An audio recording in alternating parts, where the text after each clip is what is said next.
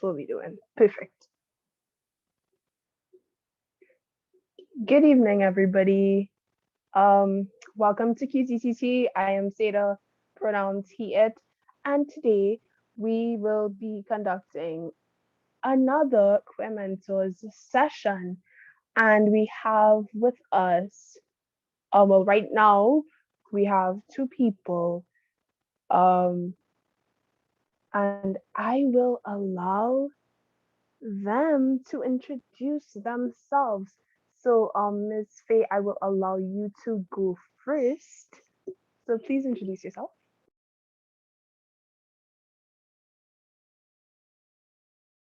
Hi, is everybody hearing me properly? Yeah. Okay, great. Hi, good afternoon all. I'm Faye Ferdinandez. I go by she or her. I have been working with PrideTT over the last few years. Before that, I have been active in the LGBTQ community with organizations such as CAISO, was attached to Women's Caucus for a bit. And long before that, involved with the very first LGBT community in Trinidad and Tobago organization, the Lambda community of Trinidad and Tobago, and then formed GET, which is the Gay Enhancement Advocates of Trinidad and Tobago. And yeah, those are way back then. So yeah, that's it about me for now. Okay, thank you for joining us again, because Ms. Faye was here when we did queer history a while back. Yeah, I'm not sure if Mr. Rudolph is. He was waiting to be let in. Oh, okay, I saw PrideTT. PrideTT's account is here, so I'm not sure who that is, but they are not connected to the audio. So, but nobody else is in the waiting room, so I'm not sure. All right, let me see if I get him. Okay.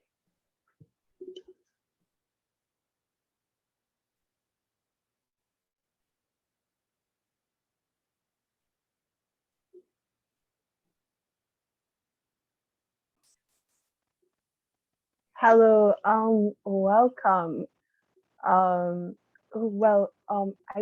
Could you please introduce yourself to everybody? Tell us your name, your pronouns, and the work that you, a little bit about the work that you do in the community. Okay, good evening again, everyone. Rudy Hanamji. He, him, her. He, him, his. He, him, her? I was reading yours, Faye. I love it. Rainbow. Although from time to time, I have no problem with anybody calling me she or her or girl. Or, a little bit about my work in the community. Well, these days, people know me more for my work with PrideTT. But when I was 15 years old, I actually started working with one of our fallen members, a man by the name of Dennis James, who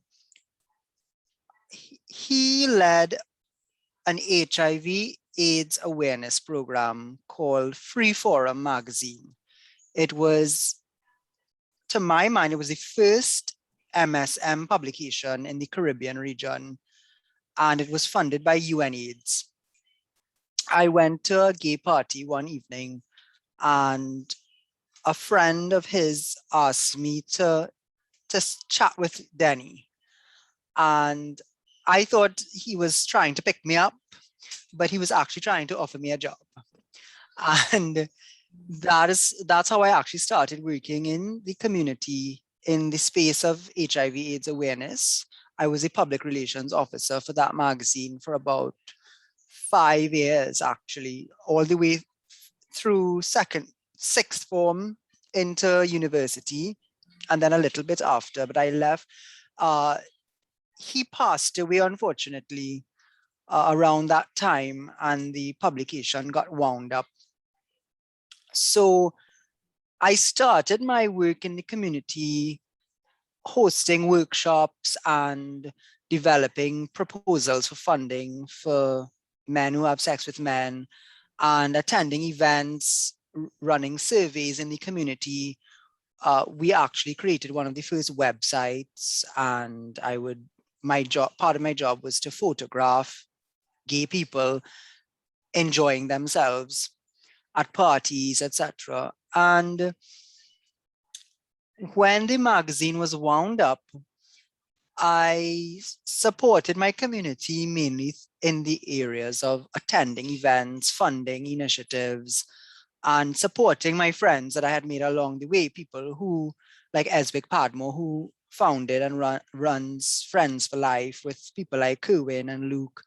I assisted Jason Jones when he was developing his case. So it was just being around, offering moral support, some funding when necessary, showing up, being present. And then when Jason brought the case in 2018, some of us were asked, because of our experience, to come back into the community and help to mobilize. And right after, so I sort of helped take on that. I co-led that approach to developing support for Jason's case. And directly out of that, the idea of hosting public pride was created.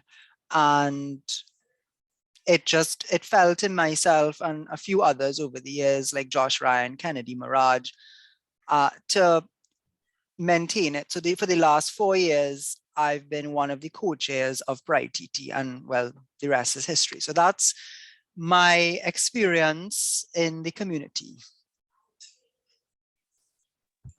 Wow, very extensive. Thank you so much for sharing that.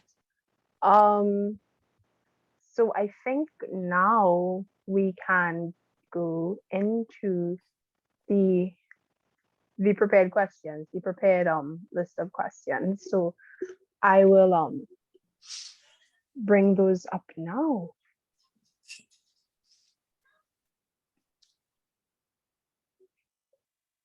And the first question is, so how we will do this is, I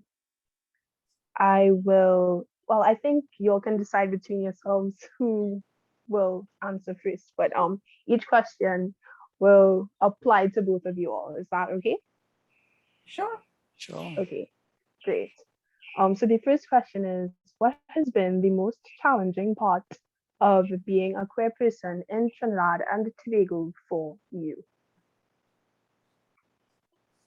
Well, there's a generation between Rudy and I.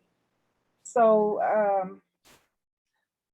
when I discovered my sexuality, I had fallen in love with my best friend. And it was so strange. I mean, we had this friendship, we would do a lot of things, hang out together, these long conversations that never seem to end.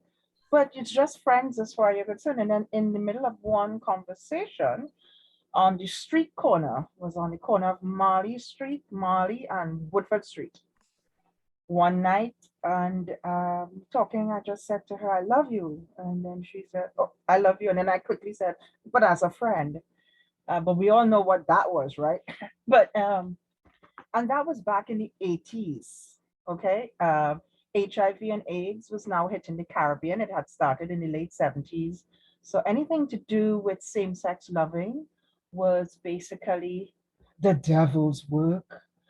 And it was hated, and it was people feared it very, very much. So one couldn't come out. And there's something that we always used to say then, that mothers always tend to know about your children before you even know. And I think my mother figured it out before I did. So she really didn't want me spending much time with my friend, but um, that didn't happen. But anyway, so basically 2 weeks after that, my mother found us No, it was not an uncompromising position, but it didn't leave much to the imagination that there was something going on between my friend and myself. And the shit hit the fan. You know, mom decided she was going to disown me and throw me out the house. And so it was very hard. And then there were no clubs, there were no TV shows. There really wasn't the internet. Yes, I'm that old. There are no, there was no Facebook. You know, there's no Twitter, Instagram. How do you meet someone? Uh, and her mother also, a single mother at that, had issues with it also, but she was more accepting of her child than my mother was for me. So what do you do that back then? So it was very, very difficult for me to accept my sexuality. There was no one for me to speak to, no one for me to turn to. Um, so I kind of muddled through it for a few years till it got to the point of it affected everything. It affected my job, it affected my physical being, it affected my mental being, emotional. Couldn't sleep, couldn't eat, couldn't keep food in. It was horrible. And I decided it couldn't go on because it was affecting everything and it's throwing every plan that I had out the window. So I took a trip to New York to see what it means or what it meant then to be gay. And after that trip, bought a lot of books. I went into a club. I ran out of the club when somebody came and sat next to me. Yeah, those kind of strange things. But doing a lot of reading and doing a lot of research, I was able to see that a life was possible. I still didn't know how it was going to be in Trinidad and Tobago because we really didn't have any clubs either here.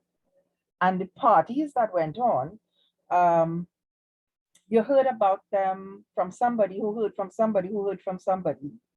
And then when you got to that party, you got the ticket or the flyer, the little stub or something for the next party. So you know what was going on. And that's basically how you met someone.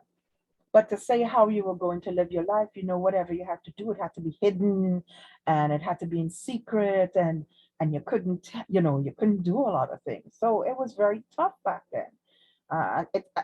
For me, I would say it's a little bit easier, but you cannot judge it that way. In that young folks have the ability now, and it's right at your fingertips or through Google or whatever, to connect with somebody. But it's still difficult, as in to accept yourself, because everything around us tells us that we're not okay because they don't understand it or they fear it. So it's easier in some ways, but it's just the same in others. Yep. Wow. You know, in as much as Faye says we're a generation apart, you know, that's saying the more things change, the more they stay the same, right? And I've always been sometimes the worst example of the vulnerable community in Trinidad and Tobago, because I mean, I always speak openly about the privileges that I have. And even though it really hasn't been challenging in the usual sense of that word for me, being not just a queer person, but an openly queer person, because I was openly queer at QRC, I was openly queer at UE. My friends who went to school with me always still say today I was the first, or not the first, but the only openly queer person on UE campus for 3 years. So that has its own challenges. But I wouldn't say that it was challenging in the usual sense that I'm sure many of you all are familiar with. I will take off from what Faye was referencing. It was most challenging for me to find relationships within my community. And I think sometimes people don't stop and think about that. We focus on the discrimination and we focus on the homophobia that is meted out to us from the heteronormative and the homophobic segments of society. But do we stop and think about within our own circle? So what I'm talking about really is when I was at secondary school, I didn't go to my sixth form graduation because by that time there was a show called Queer as Folk running around. Faye, you remember that one, right? And there was a character on Queer as Folk that I identified with. And he was a young boy who was also in high school at the time, well, their version of our college. And his boyfriend or his man friend at the time came to his graduation. And I was so caught up in my mind that I was, because at fifth form graduation, I went with my best friend who was a girl, and believe it or not, and I was adamant that at my sixth form graduation, I wanted to go with my boyfriend. I didn't have a boyfriend. I didn't, as Faye said, you didn't know where to find this boyfriend. I didn't know where he was going to fall down from the sky. Because again, no, no same thing for me, no Facebook, no Grinder, don't even have a cell phone. I think it was a little easier because we had, as I said, I referenced one or two websites that had that had opened, like Adam for Adam, and then we had gay Trinidad and Tobago.com. So it was a little easier. There were more parties going on, but nobody that I asked to go with me to my graduation said yes. I may have asked about 10 people. I started asking people that I had liked, that I had met, like going to parties and stuff. And I thought maybe in my mind it would be like a date. And then when they said no, I started asking my friends. At the time, my gay friends, and they apologized and said no. And I just didn't end up going to my sixth form graduation. And since then to the present, it is still challenging, I would say. Now, I'm blessed that I found someone about 4 years ago. So, but putting aside that for a minute, like let's say just before that happened, it was always challenging in this community to meet people who who who had the same sense of identity that I had. And this is not a remark on them. It is a remark on society that so many of our people are still uncomfortable, afraid. They are closeted by force, that they can't reach out to another person like them openly. And there are always these, should we do it in hiding? Where do we meet each other? Do I go by you or rent a hotel room, or can we hold hands in public? So all of that has been the most challenging part of being queer in Trinidad and Tobago, navigating romantic relationships and even friendships. Because up to today, I have a best friend who will line with some of us, and I guess everyone knows that he's gay, but he will not identify as a gay man.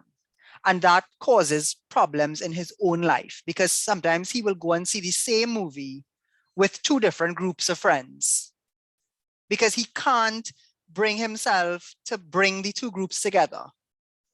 So that's my answer. I mean, we could go into it in more detail if you all want, but yeah, navigating relationships, meaning both romantic and friendships.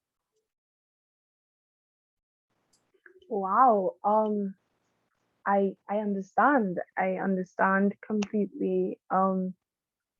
And that kind of moves into the next question, especially also what Ms. Faye said, because the next question is, how did your friends and family react when they found out how you identified? Well, a little history about me. My parents separated when I was 6, and the divorce was final when I was 8. And my sister and I, because my parents have 2 children, my dad has remarried. He has 2 children with that person, but between there he has another child that I've never met. But So we were back and forth between my father and my mother. My mother did get custody, but the way things played out and how things were, we were back and forth. Um, so I lost my train of thought. Rudy, take over a minute. Let me catch myself. Sorry. Hey, that's not age, that's Sunday afternoon, right? No, it's been a long weekend. It's been a long week. Yeah, I remember I told you I had that family, Yeah. emergency late or early Friday morning that left me sleepless. So I'm still trying to catch up. Where Well, did you disappear to? Yeah. so my family, thankfully, was much more progressive than the average Trinidad and Tobagoan family. So when they found out, there were one or two members in the extended family who had their prejudiced views.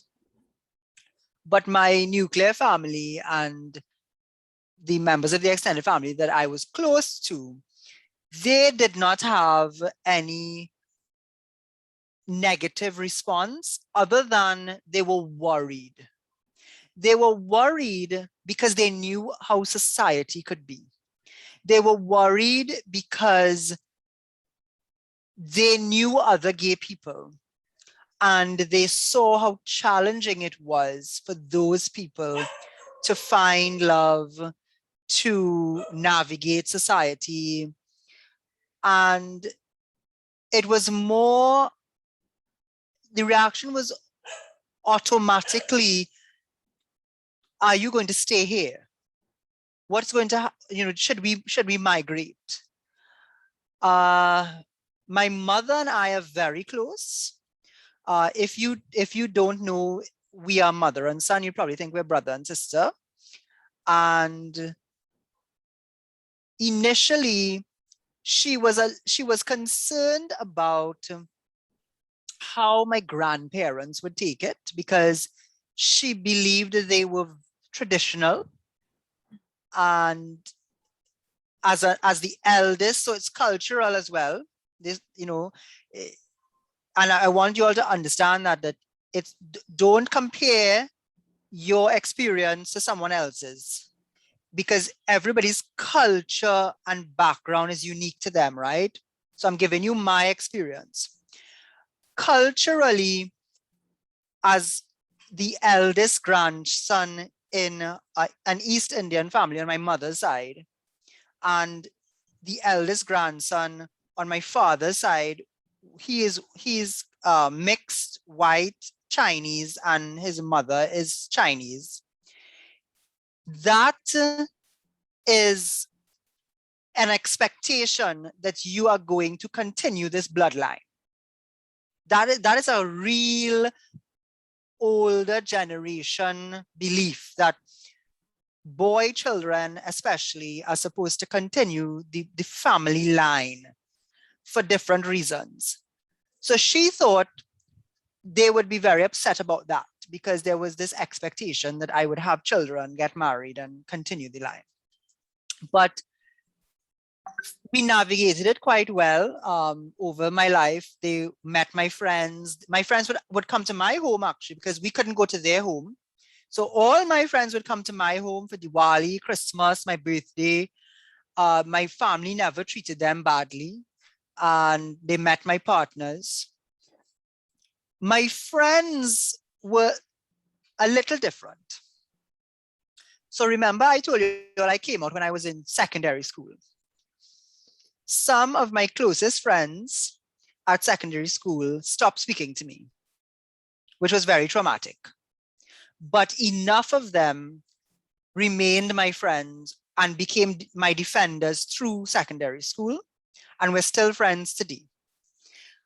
I mainly had girlfriends between secondary school and university, and one or two gay male friends.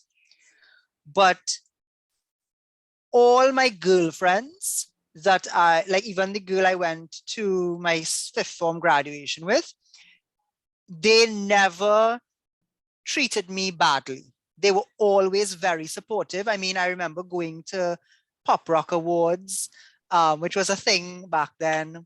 And people would be, you know, throwing insults or calling me names. And my girlfriends would actually stand up for me in the crowd. And they would do this thing, which was so hilarious. They would make all the straight guys feel that they liked me.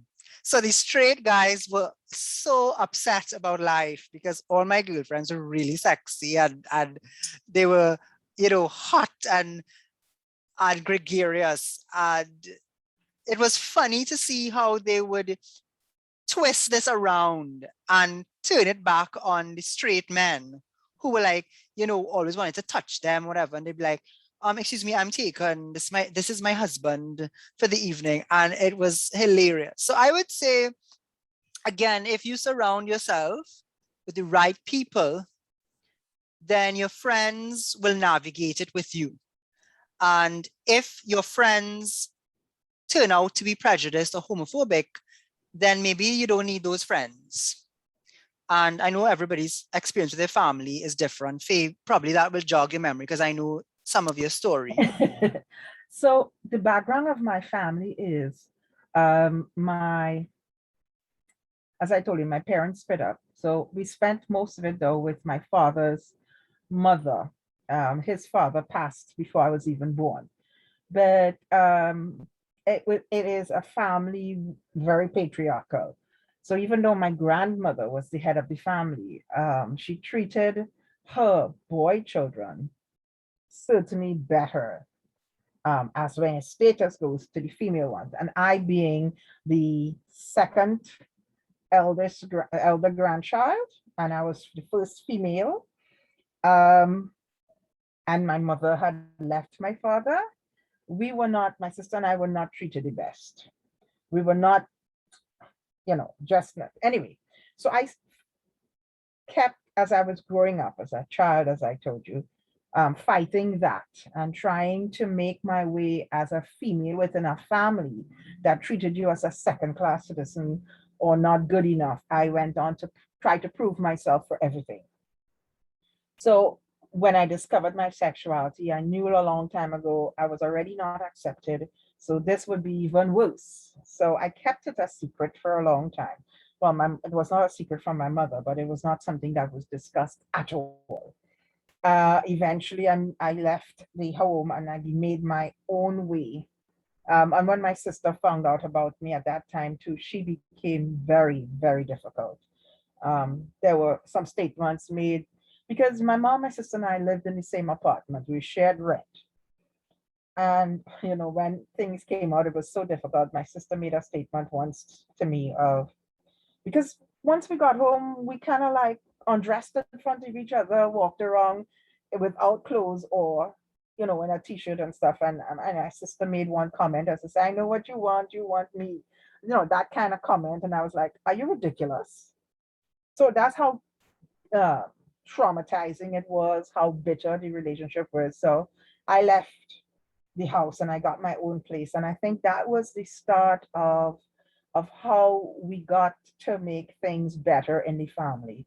Because once I was on by myself, I could have lived my life. I knew I didn't have a family, but I didn't have much of one before.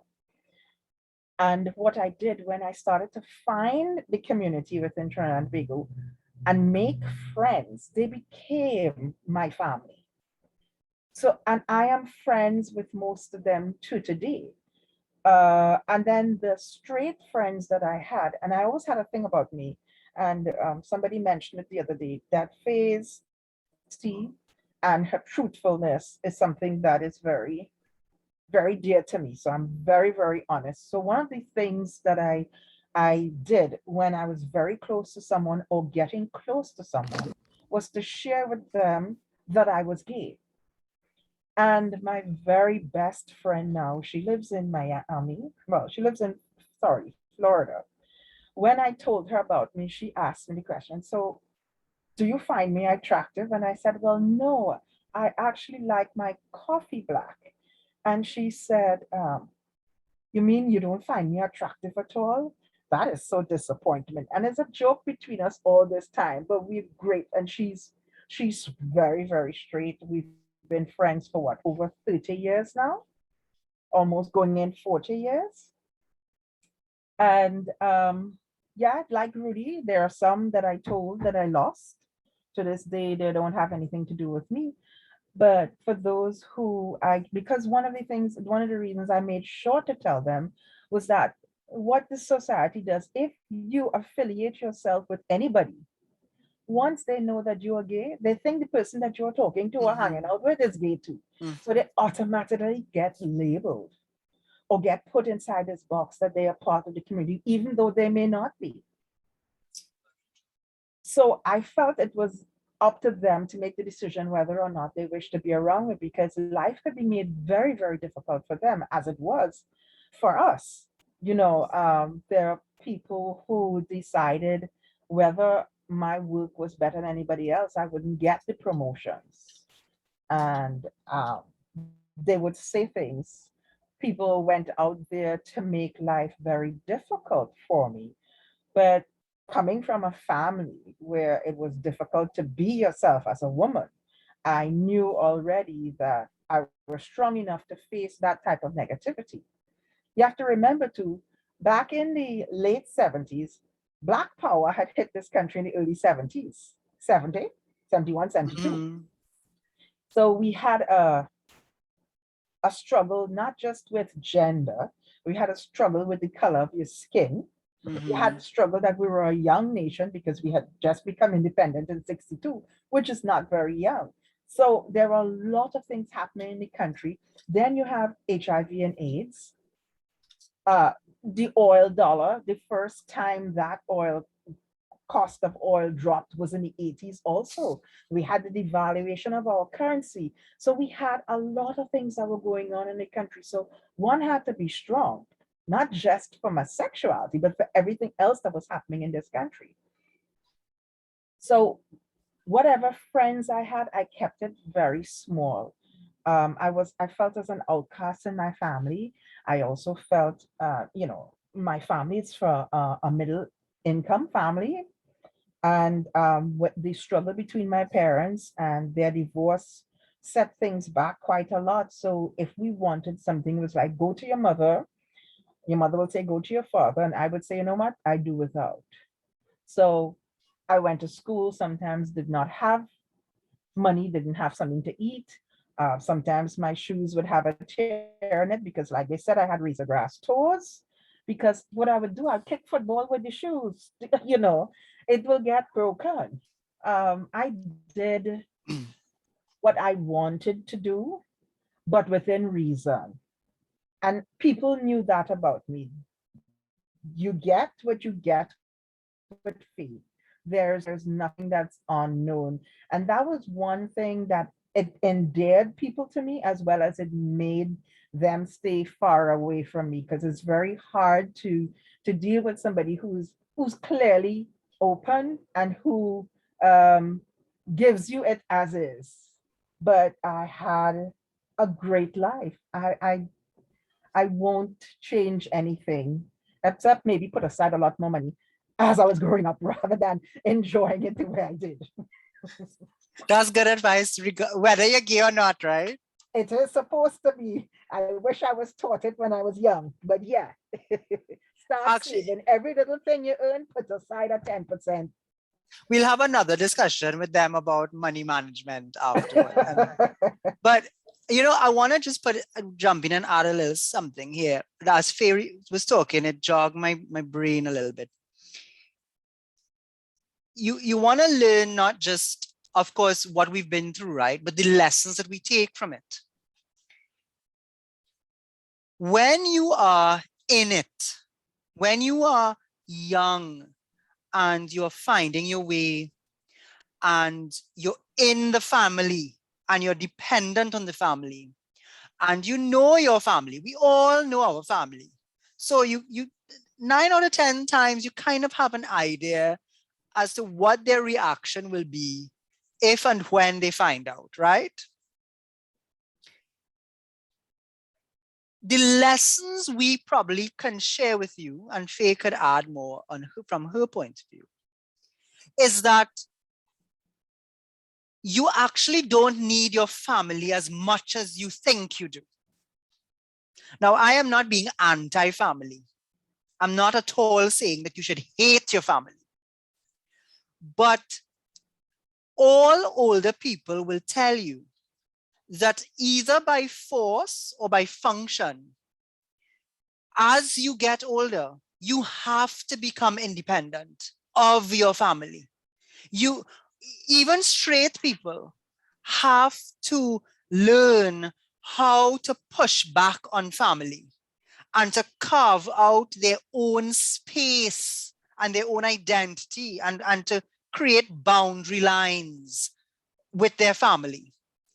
So you have to know that at some point in the future, you will be in a position where if you focus on yourself and if you're able to make it through school or learn a skill and make yourself independent, your family's opinion of you and the need of them diminishes over time.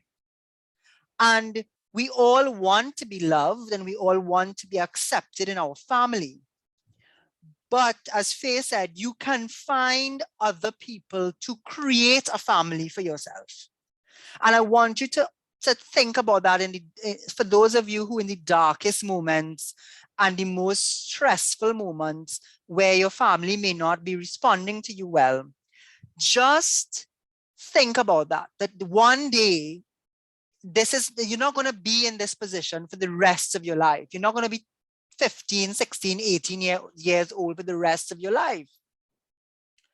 And that's why older mentors have told us younger ones when we were coming out, make sure and try and make something of yourself and be as independent as you can be. And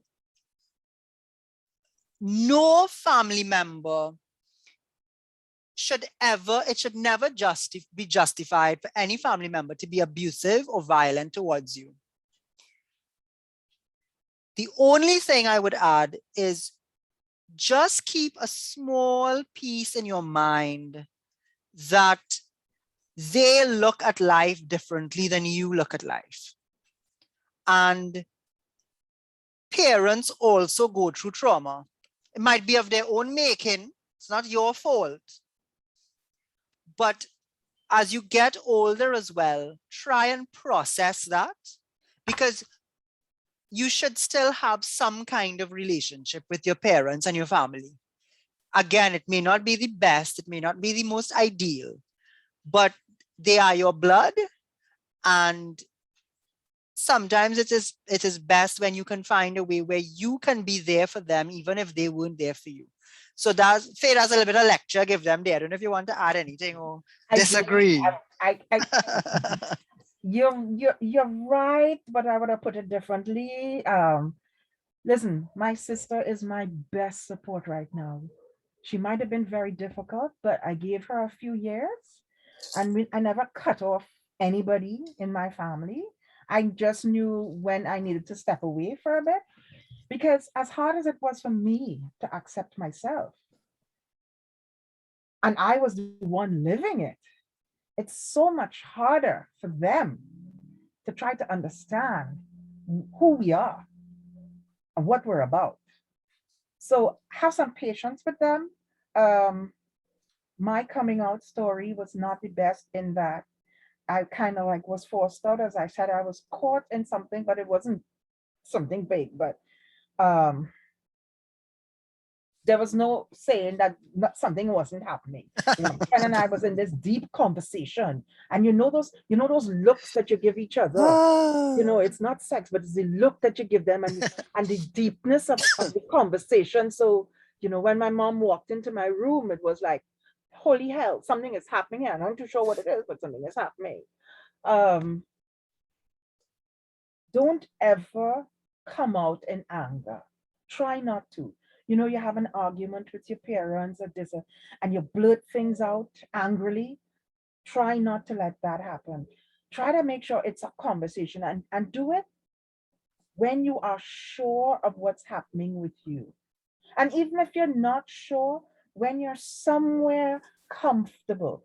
Because if you do it at a time when you yourself are having so much difficulty with it, they're going to have even more difficulty with it.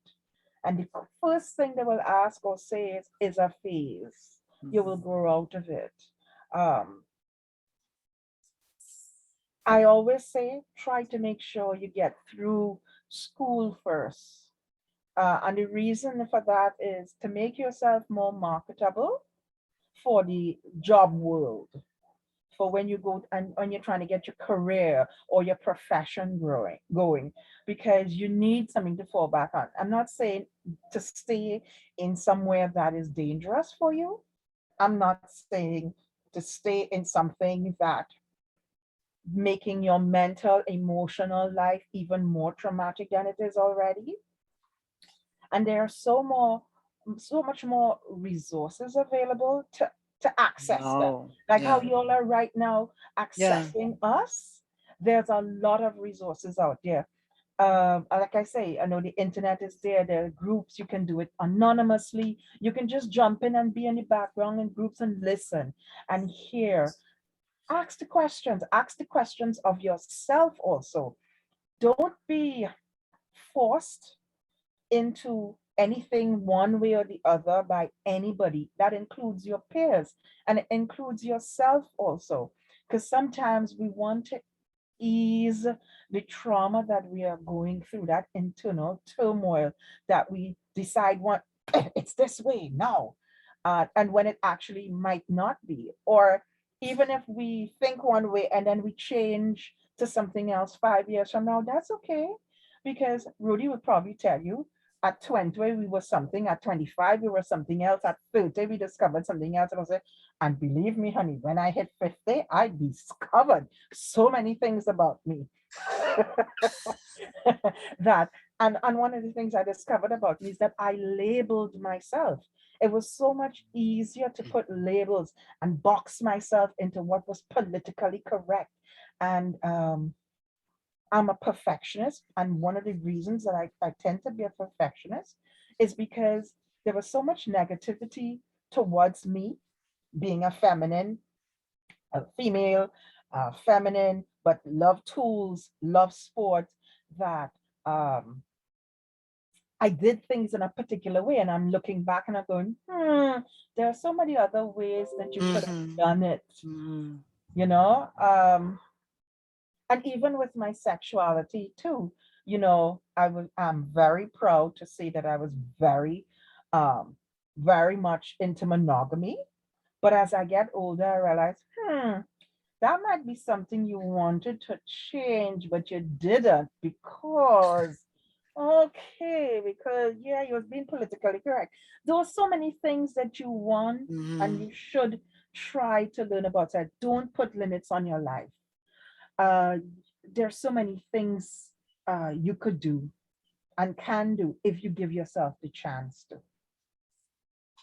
Don't allow peer pressure. Don't allow pressure from the family, whatever. Sometimes the timing might not be right to try something, to do something. Just put it on the back burner, put it on your bucket list or whatever the case may be for when the time is right.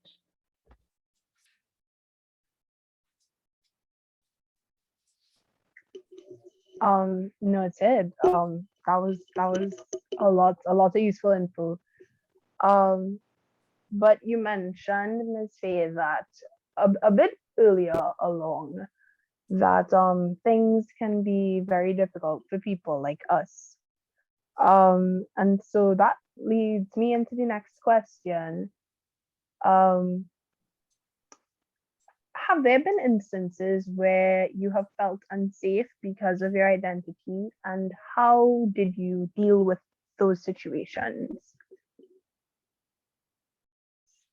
Well, from the time you asked the question, it threw back into a time in when was it, boy? It had to be the late 80s. I was working at one of the leading banks on Independence Square at the time. And You know how there's some people who, we say gaydar works, that you could pick a gay person from across the room or across the street, as the case may be. Well, there are some people who somehow we're not wearing any rainbow colors. And in those days, the bank, you had to wear a skirt, or they didn't allow pants sometimes, and in my heels, um, well dressed. And this guy walks up and says, I know what you are. I know who you are. Da, da, da, da, da. And you will go to hell and everything else. And this guy, wherever he met me, I was walking along Independence Square, getting to the bank on the morning to get into work. Work started at 10 to 8. And he followed me from wherever he saw me. So it would be like coming along Frederick Street into the bank at Independence Square. Then it would be, I decided to change my route to get rid of this man because the next day he was there and the day after he was there. So I decided to come down Abercrombie Street and walk along Brian Lara Promenade. Oh, he was there still. So he followed me for like 2 or 3 weeks and he would be yelling and screaming. And I felt that he was going to attack me. And I have no clue to this day who that guy was, what he knew, what he didn't know, but I felt really, really unsafe. It was the only time in my career that I was late for work for almost 3 weeks because I was trying to do all sorts of things to make sure that I did not meet this guy and have to go through what he put me through or how he made me felt. Even though they say people can't make you feel things, but yeah, I felt unsafe. Um, I even threatened to hit him, to have a fight with him, and that did not diminish his attack on me. It did not get physical, but the verbal is just sometimes as scary. I think I would have been easier if it was physical, because I know I could have put up a fight. Um, Other things with regards to my sexuality, no, but as a female in our Trinidad society, it's a dangerous place. Mm. Um, I, I, I am a victim of sexual assault, childhood sexual assault. I say a victim because um, apparently I put it in the back of my mind and forgot about it. It was that traumatic.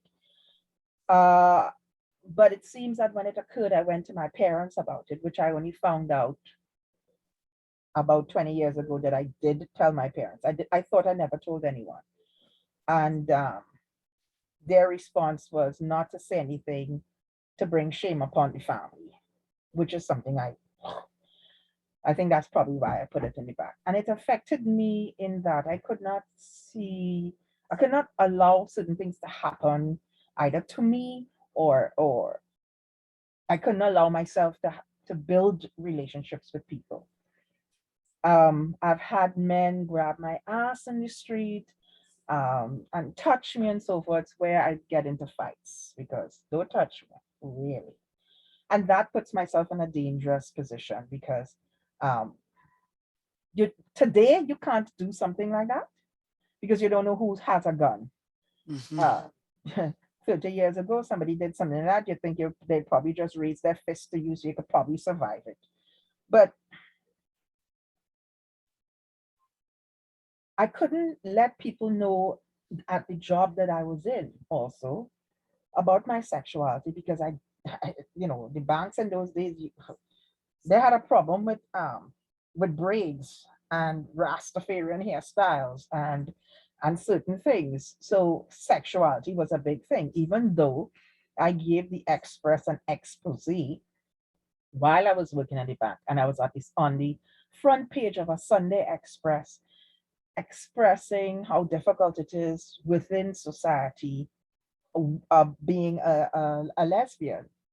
Um, all of those things. You didn't want people to know because of how you were treated. When we had our parties, you didn't want to leave the party for fear of being beaten up or killed. People would threaten those type of things. So yeah, it's dangerous with your sexuality. But, you know, I think there's a lot more freedom because I see it in young people. When we could have walked through the malls, which we haven't been able to in the past year and a half, but you know, there are young people holding hands and kissing, same-sex couples. You know, so much so I walked up to a young female couple and I said to them, "Wow, it's just so great." And I gave them the number of PrideTT and telling them about the parade and that type of thing because it was so good to see them holding hands. I mean, come on, we're having these events. Um, Going to a pet store the other day to buy food for my four-legged son, and it was a definite couple and the conversation they're having about you know, the household. So you know that they're sharing a household, things that we didn't think about back then because we couldn't imagine having a life with someone like that. Here it's happening early, and they're not afraid to be out. But when I was their age, I certainly was very much afraid. Now, not anymore. I've been on the radio, I've been on the TV, and one thing I've discovered, don't ask me why, I can't explain it, but it seems to me the more visible somebody is, it's often the less risk that they have of anything happening to them. Sorry though, some people have had the risk of, of something happening to them. You know, circumstances are all different, but for me, generally speaking, the more visible you are, the less somebody has to hold over your head. It's as if you can't blackmail me. Everybody knows already, right? So you can't really threaten me with anything because my family knows, my friends knows, my business knows, the job knows, the people I do things with know. But yeah, there was a time it was very difficult, very dangerous. No, they say monkey know which tree to climb. That too. And when people can sense, it's animalistic. People can sense when you are easy prey. And as Faye said, it has something to do with your confidence level and how open you are. I have never felt, I mean, call it false sense of security, but I have never felt unsafe in Trinidad and Tobago because of my identity. As she said, I felt unsafe for different other reasons. Like I would never, when Arapita Avenue was a big deal, I would never park my car far away from where the liming spot was. I would circle and circle and circle until I got a parking spot, but it had nothing to do with because I thought somebody was going to bash me because I was gay. It was because I thought somebody was going to rob me because crime was bad. So part of that, I know, as Faye said, comes from the way I carry myself. And people have used the word intimidating. It is something that I have developed over time. It is an energy and they call it Faye what? Rest in bitch face. I'm more crazy than you. That's the vibe I give off sometimes. Like I'm more crazy than you. So if you mess with me, when are we going down tonight? Right? And you don't even have to say something sometimes to give off that energy. It's just how you carry yourself. The problem is that many of our people don't have that self-esteem. Society, their family, whoever, have beaten them into a vulnerable state. And that is when people take advantage because unfortunately, humanity is not kind. There are many people out there who displace their own trauma and displace their own insecurities onto more vulnerable people. So whatever they're dealing with, if they perceive you as weaker, they will bully you. And you all know this, you all know about bullying, I'm sure. Bullies tend to be people who have their own internal insecurities and problems. What I will say as well is I had the presence of mind, though, to be aware of what I was doing. I was aware that I should always go out with friends. I was aware that I should tell people what I was doing and where I was going. And again, I know that is a problematic one as well. Like if you're going on a date or so on and so forth, right? There were times that I gave up an experience because I preferred to be safe than sorry. So there were times when I was younger where once or twice somebody might have asked me to go out with them. And I said, no, I'm not going out with you alone, or I'm not going to meet you somewhere alone. So that's the other side of it, right? There's the safety aspect from, again, the homophobic people, but there's also the safety aspect from people who prey on us in the community, people who, they're not homophobic, but they have their own agenda. They may be a sexual violator. They may be someone who has the need to be dominant and take advantage of you. Gender-based violence is a prevalent in our community. So be mindful of those things. Be confident, try and live your life. Don't let, fear rule your life, but be aware of where you are, what you're doing, how are you going to get home this evening? If you go over to someone's home to visit, what time are you going? Who is there? If you don't feel safe, remember, no is no. You can leave.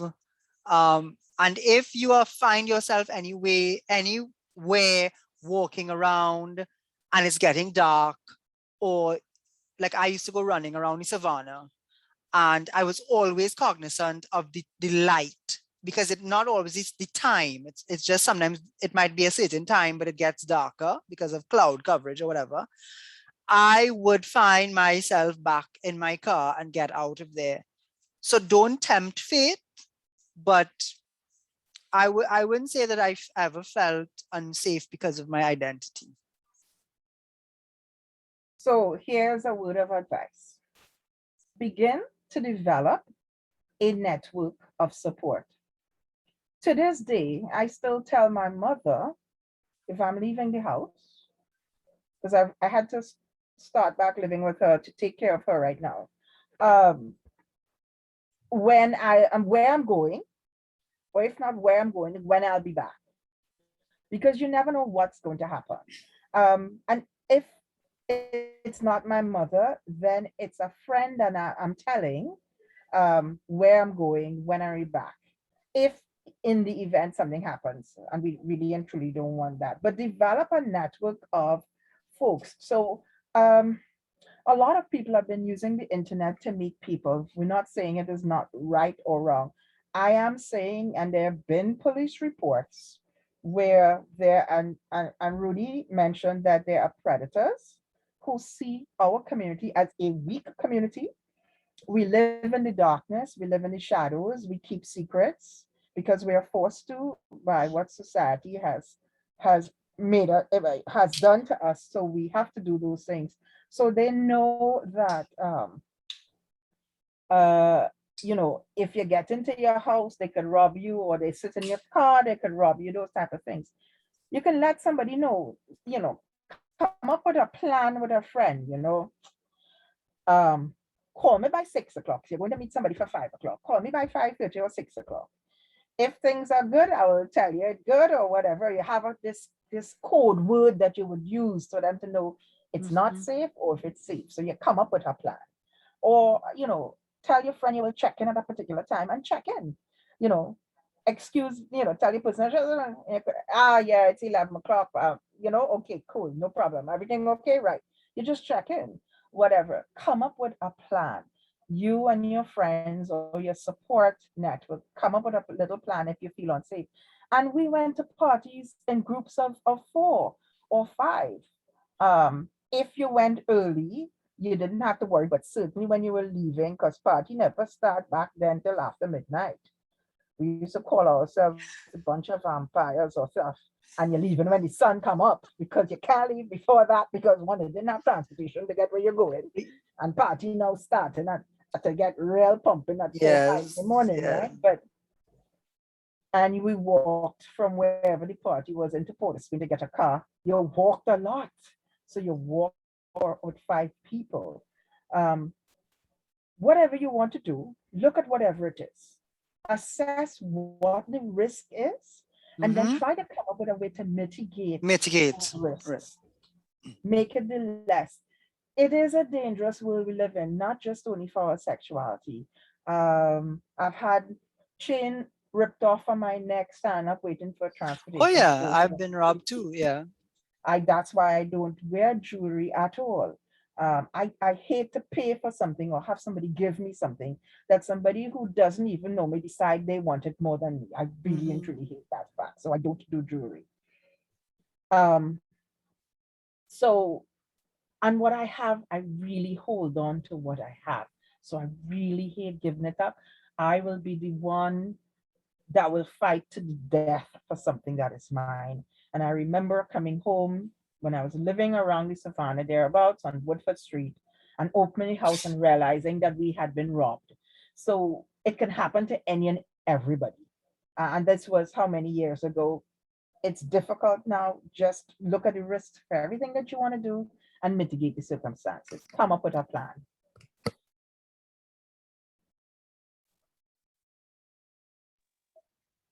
Okay.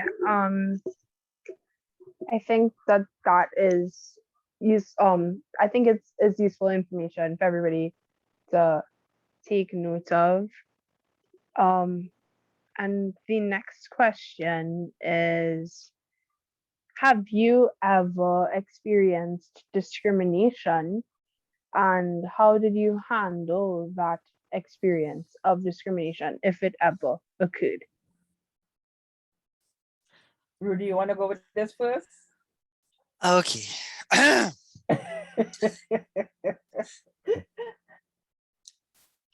I have met people who wanted to discriminate against me, but I've had certain weapons or armor that have not allowed them to.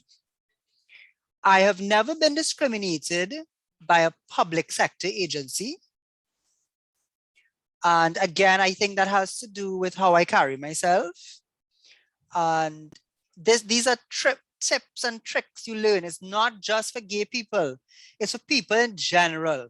Society has certain keys. And until we change these things, you have to know how to navigate a space. The reason that a lot of people sometimes don't get respect is because other people perceive certain attitudes or dress codes as in a certain negative way. So for example, I would never go to a public institution in a short pants and a t-shirt, because the people who run those organizations, they don't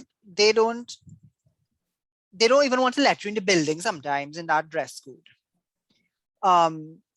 So you sometimes have to know how to navigate these things. If you're going to a bank appointment, let's say, dress the part. We all put on masks, but the masks must enhance. They must not hide, I always say. But there have been instances in the private space where people have tried to get away with certain things. So I remember, because discrimination, of course, comes in different forms, right? I remember once when there was a nightclub called Base Nightclub many years ago, and they were notorious for being racist. So one evening I went with some friends from school. Well, we weren't supposed to be there in the first place, okay? Full disclosure, because we were underage, but let's put that in a box for a minute, right? They put me in a line that had no cover charge, and they put two of my friends who are dark-skinned people in a line to pay $100. And I said right there and then, if they're not coming in with me, then we're not going in at all. So I'm bringing that up to show context that discrimination happens to different people. Don't think you alone are facing discrimination, right? But when I would go maybe to a restaurant, for example, and the server would sneer at us or make a remark, this is the moment in time where, you see, when we're in our homes and we are mimicking Madonna and Lady Gaga and we are being all fierce and fantastic, these are the moments in life when you must channel these people and you must use your economic power to reclaim your space. And do not let anybody, you go to a store, you go to an establishment and they demonstrate any type of discrimination, you have the choice to reclaim your money. I am not going to spend my money or encourage you to treat me a certain way when I'm paying for a service, right? But again, I have not had the experience like others have of being discriminated against for housing or transportation. I know that happens, right? The one instance of discrimination that has always stayed with me though, and I will share this with you all, actually happened when I was still at secondary school at QRC. I was at that time deputy head prefect. I was the head of a number of different clubs at the college. I was doing well at school. I was very well respected. And I had navigated, as I said earlier on, those people who didn't like me and then developed enough friendships to have a good time in the last 3 or 4 years of college. I was going to supervise a classroom in our science block, which is a 2-story building. And I had stopped at the entrance of the block to put away something. I can't remember exactly what I was doing. I think maybe my book was slipping or I was putting it in my bag. And I felt something fall on my face. And you know, you go to wipe it away, like you think it's a leaf or something. And when I wiped my face, I realized that it was spit. Someone from a Form 2 class had decided that regardless of where I was in life compared to them, they could disrespect me and they could show me that they didn't think I was anything worth anything. That is a form of discrimination. That is what people feel about us sometimes and about people that they don't like. That's how they think about us, right? That we could spit on you. Now, I had to gather again all of my energy and my self-esteem and everything that was in me to wipe that off of my face, walk up those stairs and supervise that class. And that was my way of, in the moment, faking it till you made it. I don't know if you all know that term, fake it till you make it. I supervised the class, never showing them that it had fazed me. When I left the class, I ran straight to my best friend at the time, Valmiki Murad. Some of you all might know him. He's very popular in Carnival these days. He was actually younger than he is younger than I am. So he was below me at college. I ran to Valmiki and I broke down and we cried together. Because no matter where you are in life, when a discriminatory act like that takes place, it brings you back to your core. It shows you that people can, in their mind, as I said, they can discard everything that you have worked for, everything that you have in your life, even when you're not at a vulnerable state, and they can attack you and try to break you down. But I always say it's how you marshal yourself and how you have the presence of mind to deal with it and come out on the other side of it. Jeffrey Holder, who has passed away, he was one of Trinidad and Tobago's icons, actually. He What a voice. international icon. I mean, you just have to Google Jeffrey Holder and you'll see. They asked him in an interview once about being Black in America and not being let into certain spaces. And you know what he said? He said, if there's a door I have to walk through to get where I need to go, I will kick that door down. Because I know that the problem isn't with me. The problem is with them. And it is when discrimination, now discrimination may block you for a time. You may not get a house you want to rent. You may have problems in the office or getting a job, right? But it is how you choose to allow that to affect you. Are you going to let that discrimination make you less than you know you are? Or are you going to find a way to fight through that and come out on the other side of it? And that is when the true power of discrimination, the true power of discrimination is not in the moment when they block you, you know. The true power of discrimination is when they injure you and you never heal from it. You have to find a way to heal from it. And that is overcoming the discrimination. So that's my experience with discrimination.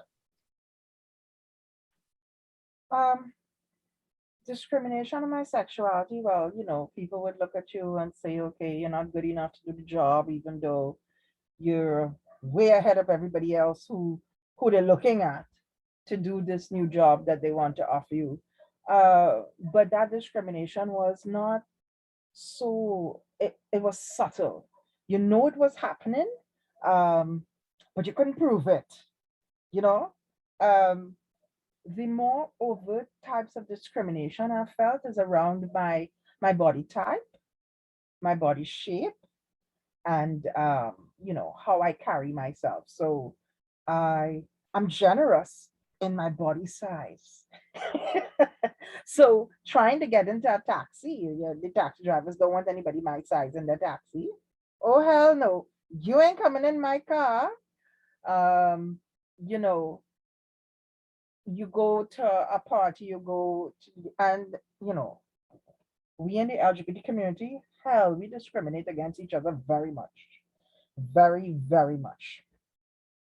So, you know, and the first time that discrimination really hurt me with regards to my size was my first girlfriend, my first love. And we were having trouble in the relationship. I mean, everybody was against us being together, and then we had gone on a vacation that I had paid for the most of it. And on that vacation, there were men who were coming on to us, and um, you know, we had an argument over how much she was flirting with this particular guy. And then we came back to Trinidad, and things were just, and I had the conversation with her, like, what's going on? And she just blurted it out. She was not in love with me anymore, and it had to do with the weight that I had put on. And it was, okay. I left, I stormed out, got on my 10-speed bike, yes, 10 speed at that time, and rode myself back to my home. And for a couple of years, I was totally, totally out of it. But most of the discrimination I have faced, and the most overt one, it has to do with my size. And it has to do with the fact that I'm female. My gender is female. And Rudy touched on it. You have to figure out for yourself what your value is. Not just the value in yourself, but the value in the things that you hold dear to you, the different principles, because that is the only way that you could stand and face discrimination.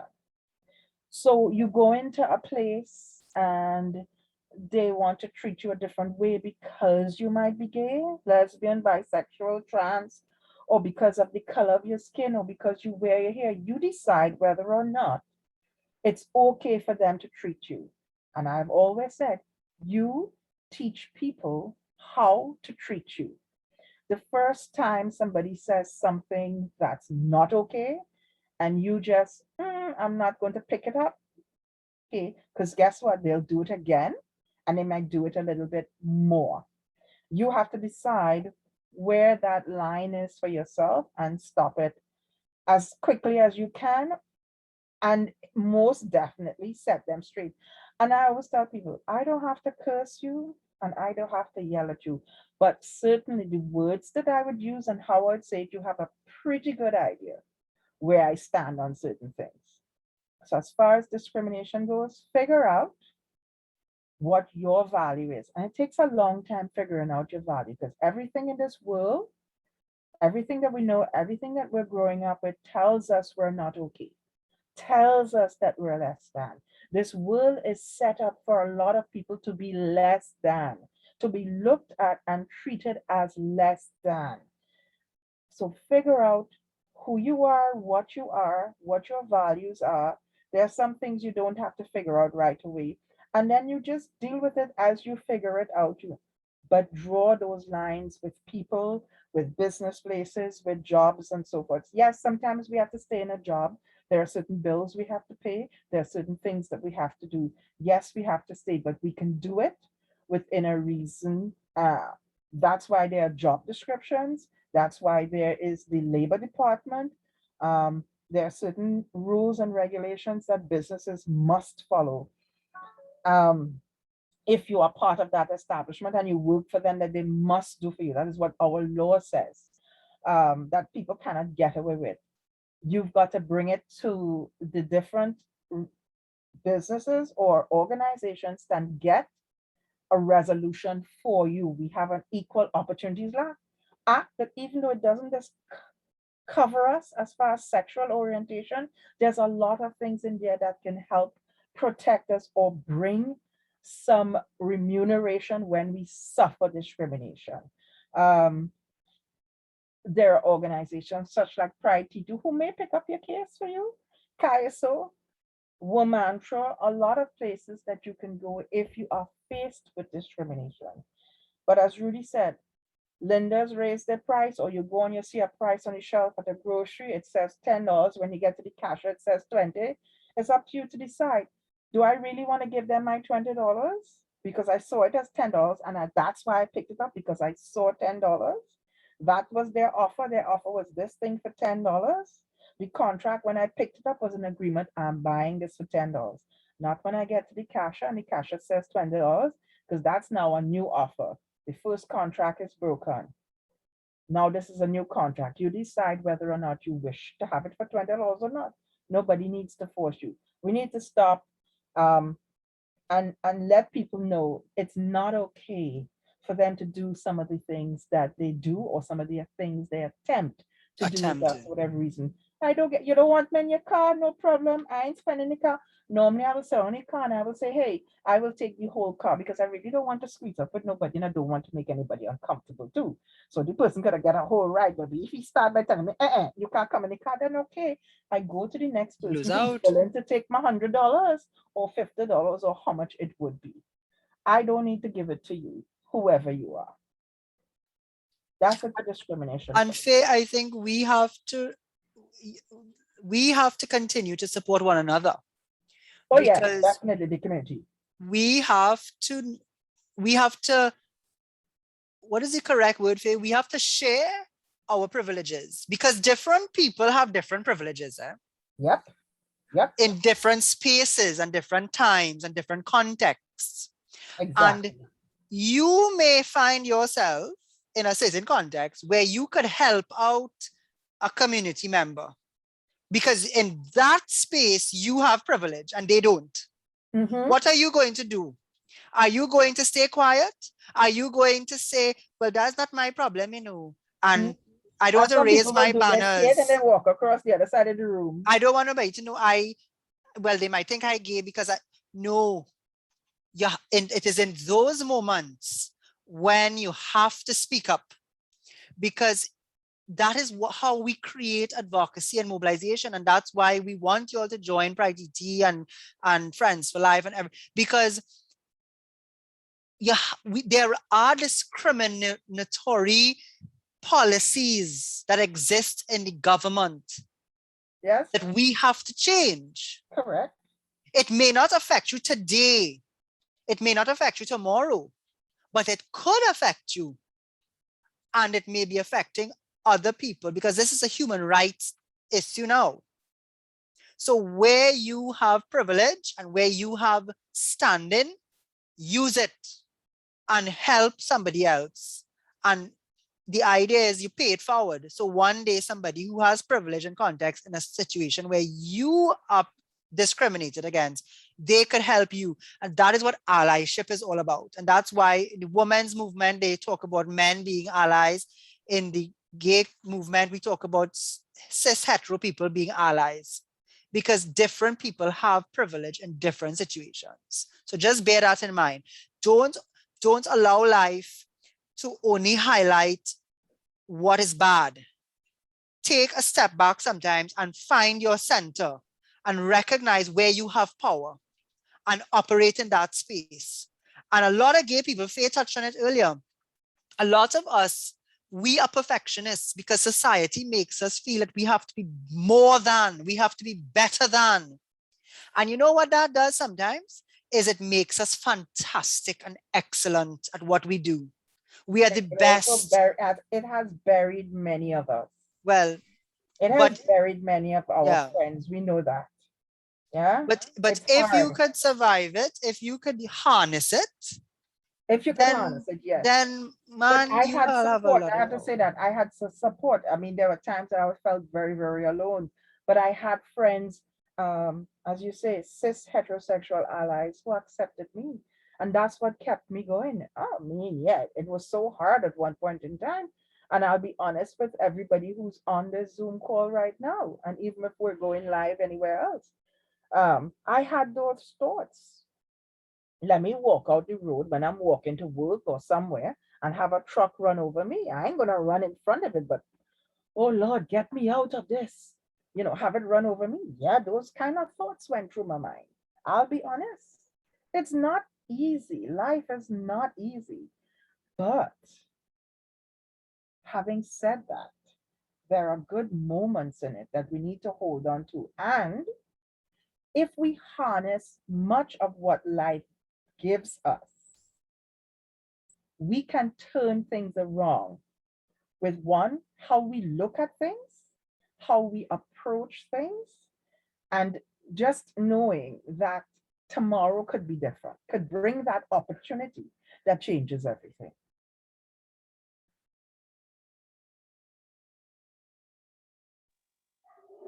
That's so true. It's so true. And I think it is very important for the people who are here to note. So the next question is the next question is about queer spaces, both virtual and physical and in person. So are you aware of any queer spaces that exist virtually right now or that existed before, existed physically pre-COVID? Well, I think we have somebody on the call right now that has a safe space, a gay safe space. Hi, Wade. Yes, hi, Wade. Wonderful W Gallery. So yeah, right now, you may see, he's coming on. Hi. Hi. Hi, y'all. We good. We just talking about you now. Oh, you're speaking about me? About your bad things. The question was asked if there are any virtual or physical safe spaces for the community. So we're bigging up the W Gallery. The W Gallery, yes. Yeah, so we invited you on. Uh-oh. Uh-oh, he's frozen. Oh no, he got, yeah. Did you all see me? Am I here? We're Yes, seeing we you. hear you too. Okay, yes. I'm at the gallery now, yes. And the gallery is open now, people, so that you know. You can come hang out anytime you want. Just hit me up a little message. WhatsApp me. I'll put So my tell number. the folks that are on the call about the Yeah, W Gallery. advertise yourself, man. Wow, like, oh my God, it's like a space where we can get together and stuff. The W Gallery is it's LGBTQ owned and operated, so you can be yourself here. I wanted the space to be a space where our community can not just express ourselves and have our creativity seen and heard, but that I wanted it to be a space where we can come and get together, which is why I have a bistro here, so we can come on dates and kiss our significant others or meet someone and hold hands You have and to be say where yourself. here is to it. I'm sorry. You Where's have to say here? where here is. Oh, I tell you after I leading up to it. This is Oh, Oh, just okay. my Sorry. thunder, okay? Like OMG. so, OMG. Yes. Oh, so we are located on Ramsaren Street in Chaguanas. So we are centrally located, which means you can meet us from north, south, central. And I'm really genuinely, keenly, I'm using all these adjectives, interested in the work of artists from Central and South Trinidad. I want to give, especially within our community, I want to give our artists an opportunity to express yourselves visually and otherwise, and come and use the gallery space to do so. So in a couple of weeks, we will be hosting the new collection of Kavir Mutu, who's a member of our community.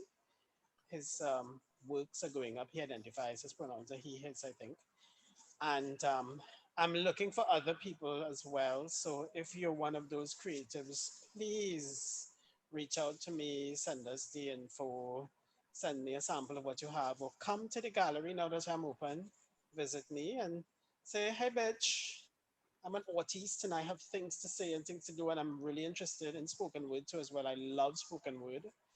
You young people are so talented. It's something that I cannot do, but I really love to hear it. So I don't want to drag on and belabor anything else. Welcome. You're welcome to come anytime. I'm going to put my WhatsApp number in the chat here, so you can reach out to the W, ask us, let us know when you're coming. At the moment, because of COVID and the restrictions, make an appointment and come and spend some time, spend a couple of hours, but just let me know that you're coming, so I can expect you, right? So we can keep the numbers within the restricted 10. I think it's 10. mhm. So yeah, thanks for the So, time. of course, you see, guys, so look at that. We have queer-owned, queer-operated space, and we have to support our community, right? And Wade has opened this in a time when other people are closing their doors. So we really have to come out and support him. But we are also beneficiaries of spaces like those, right? In the past, there were spaces like Studio that was open on the avenue. Like, who would have thought? And then they moved to Tragreed Road. And for years, right, Faith, Studio was open for maybe over 10 years, I think. I think Maybe about 10 years. And many people would meet there and congregate there. And then you had some other queer-friendly spaces over time, but don't most of forget them on in Maraval, the ladies had that the one in Maraval. was it Rumba? No. I know what you're talking about at Royal Palm Plaza. Yes. Anyway, but they have So closed now. And then we had the bar on you had Donald After Street, Dark. which is, I think, closed. And then we had the one that was in Five Rivers, the Five Rivers there. So that's also closed now. Yes, you had one by UE. Over the years, they had Metal House before my time. Yep. There was After Dark. There was Bohemia. You all must know your history. Where Big Black Box is right now, where Tricanal has their place. That was called Bohemia. At one time, it was owned by Cyrus Sylvester and Godfrey Seeley, and they had many parties there. They would use that as a halfway home for homeless queer persons. How many parties at the Cocoa House? And then Faye, you all had Space Theatre with Raymond Chukong. Correct. Now, the thing is, right, that we've had these spaces over time, and now more than ever, you have a lot of virtual spaces. So like PrideTT just Right now, finished. this is a virtual Yeah, space. This is a virtual you all space. are having something, you all are holding space, Twitter spaces, different groups have Twitter spaces. But you know what we need to do though as a community is we need to keep them going. The reason that they have closed is because we get bored, I would say, maybe, or we go and support everywhere else. If you want to keep your queer spaces open and running, you have to show up, you have to go and spend your money there. Or like when QTTT invites everyone to a call, jump on the call, because that's how you keep the space going, right, Faye? Yeah, no, but I don't know. I think there's more than that too. I mean, that is a lot of it, but there's more than that too, because it's not just in Trinidad and Tobago that we're losing the safe spaces, Yeah. the care spaces. It's around the world. A lot of bars and pubs are closing down. I guess people are moving away, I guess, from the bars and the clubs. Um, so we have I the also gallery. think some of us, we successfully navigated hetero spaces. So Yes, some of yes. us don't need a queer space anymore. We find ourselves wherever. But obviously there are people who still need queer spaces, right? I need it. I need I it. I am. still need it. I Yeah. love to go. I used to say going in, and I still say going into a space that's filled with other persons who prefer same-sex relationships is so energizing for me. Yeah. It feels like coming home, you know. You can kick your shoes off, kick back, whatever. I mean, yeah, you have uh, little things you might be a little bit worried about, but you need it. Without it, something seems to be missing from life still, you know. Well, I'm sure others will come back. But those places we were talking about, they did create a sense of community. They allowed us to feel more comfortable in navigating dating and relationships and dancing with each other. Uh, Not all the time it was lovely. I mean, there were times when even within the community, there was some violence, Mhm. but that happens everywhere too. So you just make the most of it and you be safe. But right now we have W, and we have to, PrideTT has committed to continuing its programming throughout the year. So as soon as we can as well, we will be holding events again. So look out for those and come out and meet people and, be safe, but have your community. Yeah, I want to get back to my apartment, my home, my own. As I said, I'm taking care of my mom, so I'm living with her. One of the things that I used to do is that I hosted dinners, Mhm. and had people come over and enjoy the conversation and stuff. Or, my home was used as the headquarters for the organization, The So everybody headquarters. came over. And that was great. And I wish we had more of that. I think a lot of that stopped when things got dangerous. You can't have any and everybody coming into your Yeah. personal space and your homes. And a lot of people started to be very careful about that. But I have a friend in Canada. She's actually Trinidadian, but she lives in Canada, and she has started calling what have porch chats, was it? So she Okay. sits on her porch and she has young people come over. So like 4 or 5 young people come over and they sit and either have a beer or something else and they just chat. And I mean, that's something that I thought was such a great idea. Um, so we have to create our own spaces. Um, and do it separately, do it differently. It doesn't have to be the same 5 people all the time. But yeah, safe spaces are needed. Queer spaces are needed. I wish there was some there. I wish I could create them. Not possible right now for me, but yeah, the wish is there.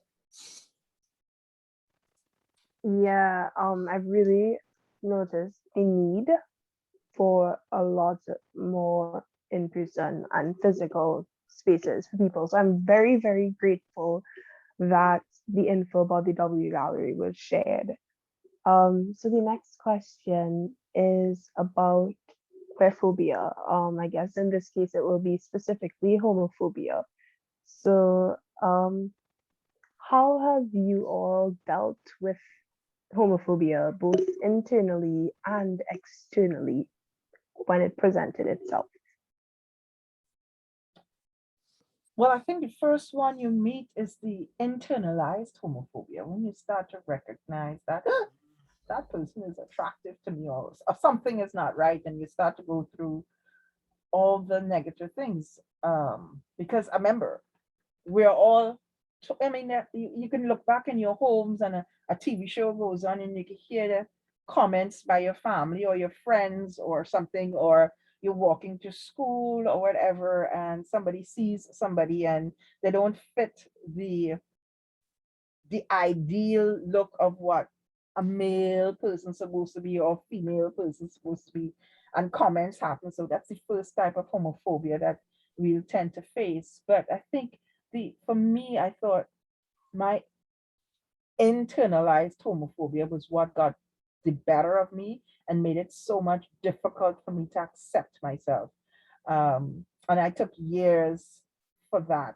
I mean, as I think I was saying to Rudy and them the other day, that I think I've gone back into the closet recently. And what I mean by that is my mom has had a difficult time with me and my sexuality. So now that I'm in her home,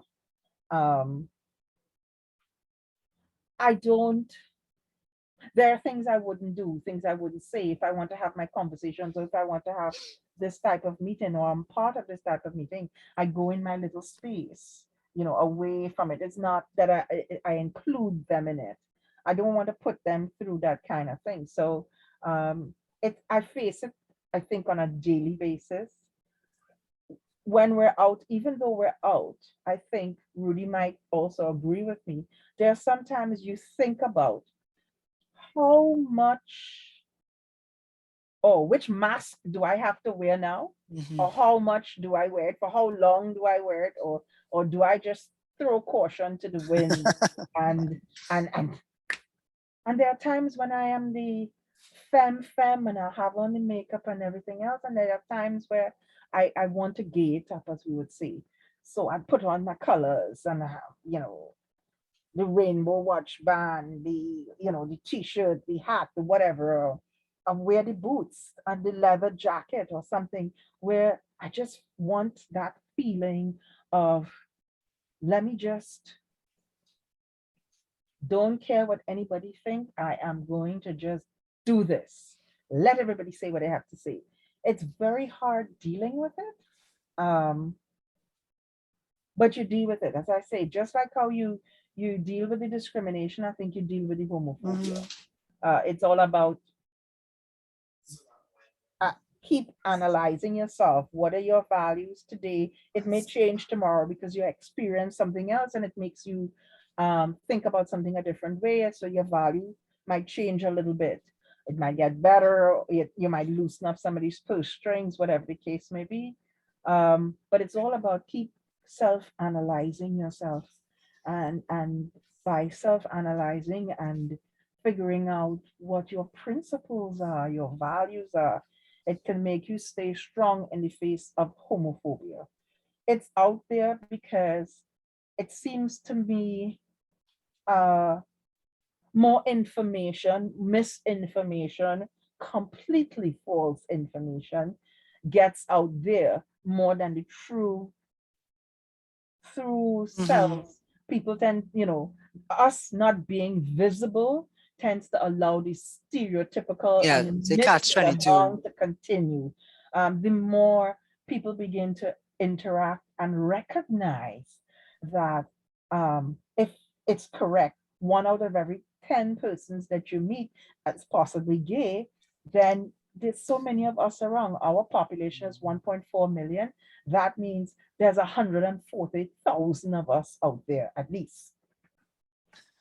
And if you Well, add all the rest of the spectrum, the queer, the exactly. question, yeah, we're there, I heard this, we're there, we're queer, we're here, We're here, all over the we're, place. we're queer, we're here, and we ain't going anywhere. Yeah, it would tend to reduce the homophobia. The churches, the organized religions, and sometimes I don't even think it's organized religions, because those religions are beginning to question their different teachings. It's certain pastors and certain priests and you tend to find it more in the evangelicals and so forth, the hatred there, the type of hate that they push, which creates and instills homophobia more than anything else these days. Because in the Mormon church, they're already discussing and have been discussing for years homosexuality and the acceptance of it. It's been happening in the Anglican churches for a very long time. It's certainly happening in the Catholic Church. So everybody is looking and recognizing that whatever they used to think of and whatever they used to preach and disperse from the pulpit has to change. And acceptance is coming around. So it's reducing the homophobia in some places, but there are other places that are spewing the hate and violence. The verbiage is really, really disgusting. Well, all I will add is that what we do is we put our energy into PrideTT. I mean, it might sound a little biased, but no, but that's why we continue this work. Through the visibility, as Faye was saying, and the education, we have been changing mindsets and we have been displacing queerphobia. There was a time when people in policy-making positions would not care to engage with a person of the trans community. And through our work supporting the Trans Coalition of Trinidad and Tobago, and they themselves being empowered and marshalling their own resources, they have changed that phobia. And now their members, Brandy and others, they can hold their own space. So again, it goes back to what we were saying earlier. You have to find your circle of influence. It might be small and it may grow over time, or it may be large right now. And you use that circle of influence. You start there. Start with yourself. Check yourself sometimes, because the way we are socialized, we sometimes don't realize we are homophobic in our own way. We have internalized homophobia sometimes. I know, like, this no fat, no femme, no Asian culture that was happening in America. We have some of that right here in Trinidad and Tobago. I remember somebody telling me once, I would love to date you, but could you, but well, back then I was much more effeminate, I think, if there's a spectrum, but they said that was the only thing they didn't like about me. Well, that was their loss, right? But the point is, no, but the point is, you have to sometimes call out the bullshit within your own self and your own community, and then look outside. So if you have friends or you see it happening, call it out in the community. Say hello, check yourself. That is a form of queerphobia, and educate the person or your friends. Sometimes those are the hardest people to educate, right? Because you don't like to be in conflict with your friends, but you might hear someone in your circle make a comment like that. Oh gosh, he's so femme, or she's so butch. Or say, is that really an issue? Like, can we work through that? Or you're too old. You're too, well, whatever that mean, right? You, yeah, that's a whole other. I can't be with you, you're too old. Yeah, you're too old. No, we have to help each other. Yeah. That's all I would add. We have to help each other.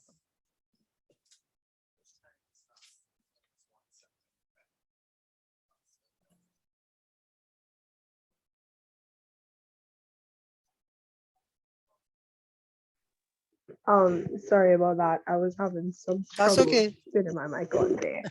Um, but yeah, I think that especially a little bit earlier, what Ms. Face said about the the way you approach it, and what you said about putting it into the work. I think that I mean that's what I do as well. So yeah. But I think the effect that it has, that Miss Faye was talking about, that leads into the next question, which is about mental health and mental health care. And the question is, do you know of any places, persons, organizations that um that are queer affirming or queer friendly and that offer mental health care services? And also, um, can you discuss the importance of mental health care for queer youth? Hey, maybe I could take the second part first and you could talk to the providers. I would say that mental health care is pivotal for everyone.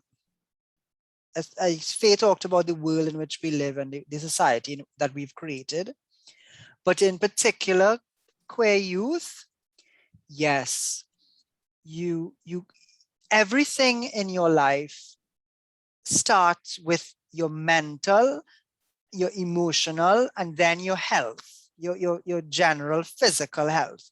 Because if you don't have those three things, you will always be behind the curve. So thankfully today, we have resources online and in the palm of your hand where you can access some interim support, right? There are websites, there are motivational speakers, there's so many queer icons. I mean, look at Lil Nas X. These days, I read some posts where people said because of him, they feel more self-affirming. Mental health, I mean, look at Miss Biles at the Olympics and Osaka. Both of them said that they are walking away from their sports in that moment because they need to deal with their mental health. So people don't always like to admit these things because it may cause you to think, well, I'm weak or I'm damaged, or no, your mind is like any other part of your body or any other tool. You have to keep it maintained. You have to give it rest. You have to work with it so that you can compartmentalize and allow stressors, things that bring stress to your mind, your mental, to process in a different compartment sometimes so that they do not impact the other things that your mental strength needs to deal with. I have lost friends, unfortunately, who have not won that battle.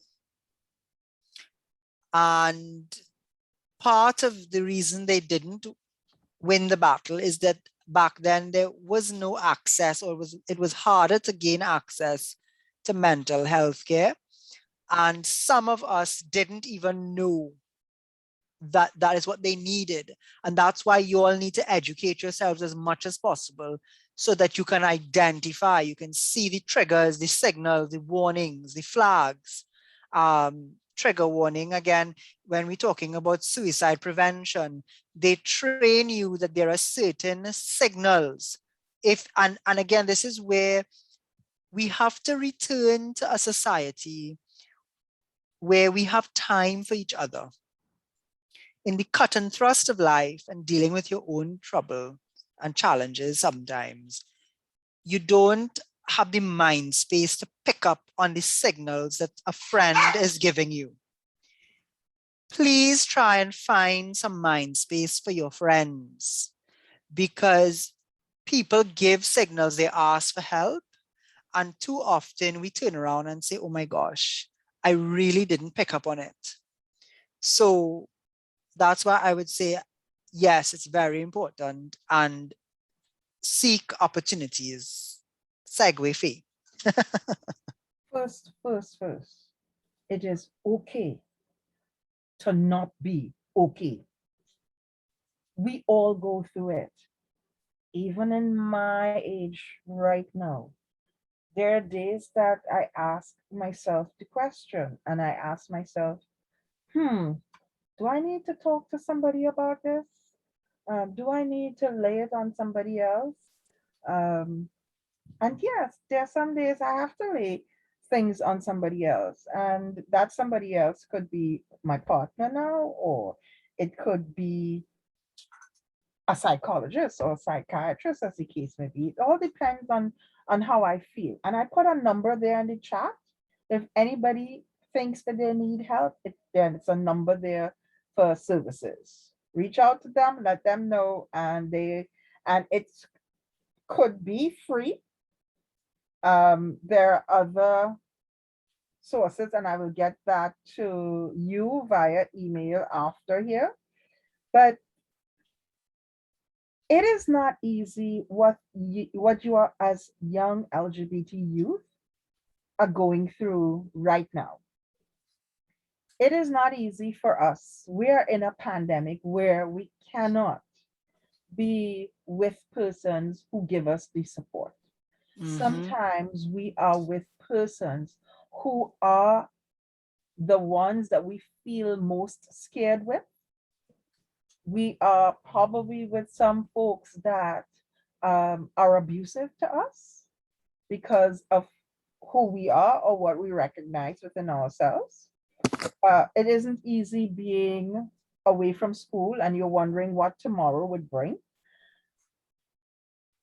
You can't see your friends. All you have is this internet, and the internet could be a source of animosity. It could be a source of those who troll us and give us death threats and all sorts of things. So it's not an easy time. So be okay with knowing that you're not okay. And yes, sometimes you've got to fake it to make it, to get you through something. But there are services out there. There used to be support groups. Friends for Life had a group that met a couple support and safe spaces. They met at Mount Hope Hospital, I think it was, and they had other places too. I know they're about to start that back. They can't do it now because of the pandemic. Kaiso used to have some events going. Again, it's a pandemic, so a lot of things that existed doesn't exist, but it will come back on stream soon as we get out of this and as we start to open up. But it's okay to admit to yourself that you're not handling something well, and reach out. Sometimes you just need to reach out to get some feedback, or to just release what you've been holding in for so very long, and you feel that there's nobody else who can understand what you're going through, and that there's nobody else out there like me, and you don't know what to do. I can also put my telephone number there, but you can reach me on Facebook, Faye Ferdinandez. Reach out by messenger, and I could always reach out to you. There's always somebody ready to listen. And don't think that the person is going to say, you lucky, you did it. Now, some stupid person might say something like that, but nobody knows exactly what you're feeling, exactly what you're going through, unless they walk within your shoes. We've been through things, so we have the experience, and sometimes we think nobody's going to understand us. Sometimes we think that we will be judged, and people are going to think this about us if they hear our stories and so forth. Just take the chance. Sometimes we are our worst enemies in that we prevent an opportunity by allowing fear to get to us. So If you think you need help, reach out. Use that phone number. If you think you need somebody to talk to, you can reach out via PrideTT's website, or there's Friends for Life, there's KaiSo, there's Womantra, there's Lifeline, there's all those other suicide hotline and so forth. Reach out. There are resources there. Some of them may not totally understand the LGBTQ and what it means to be that, but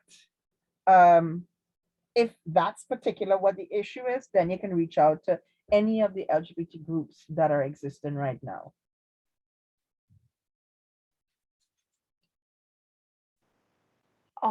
Okay, yeah, and I really understand the significance of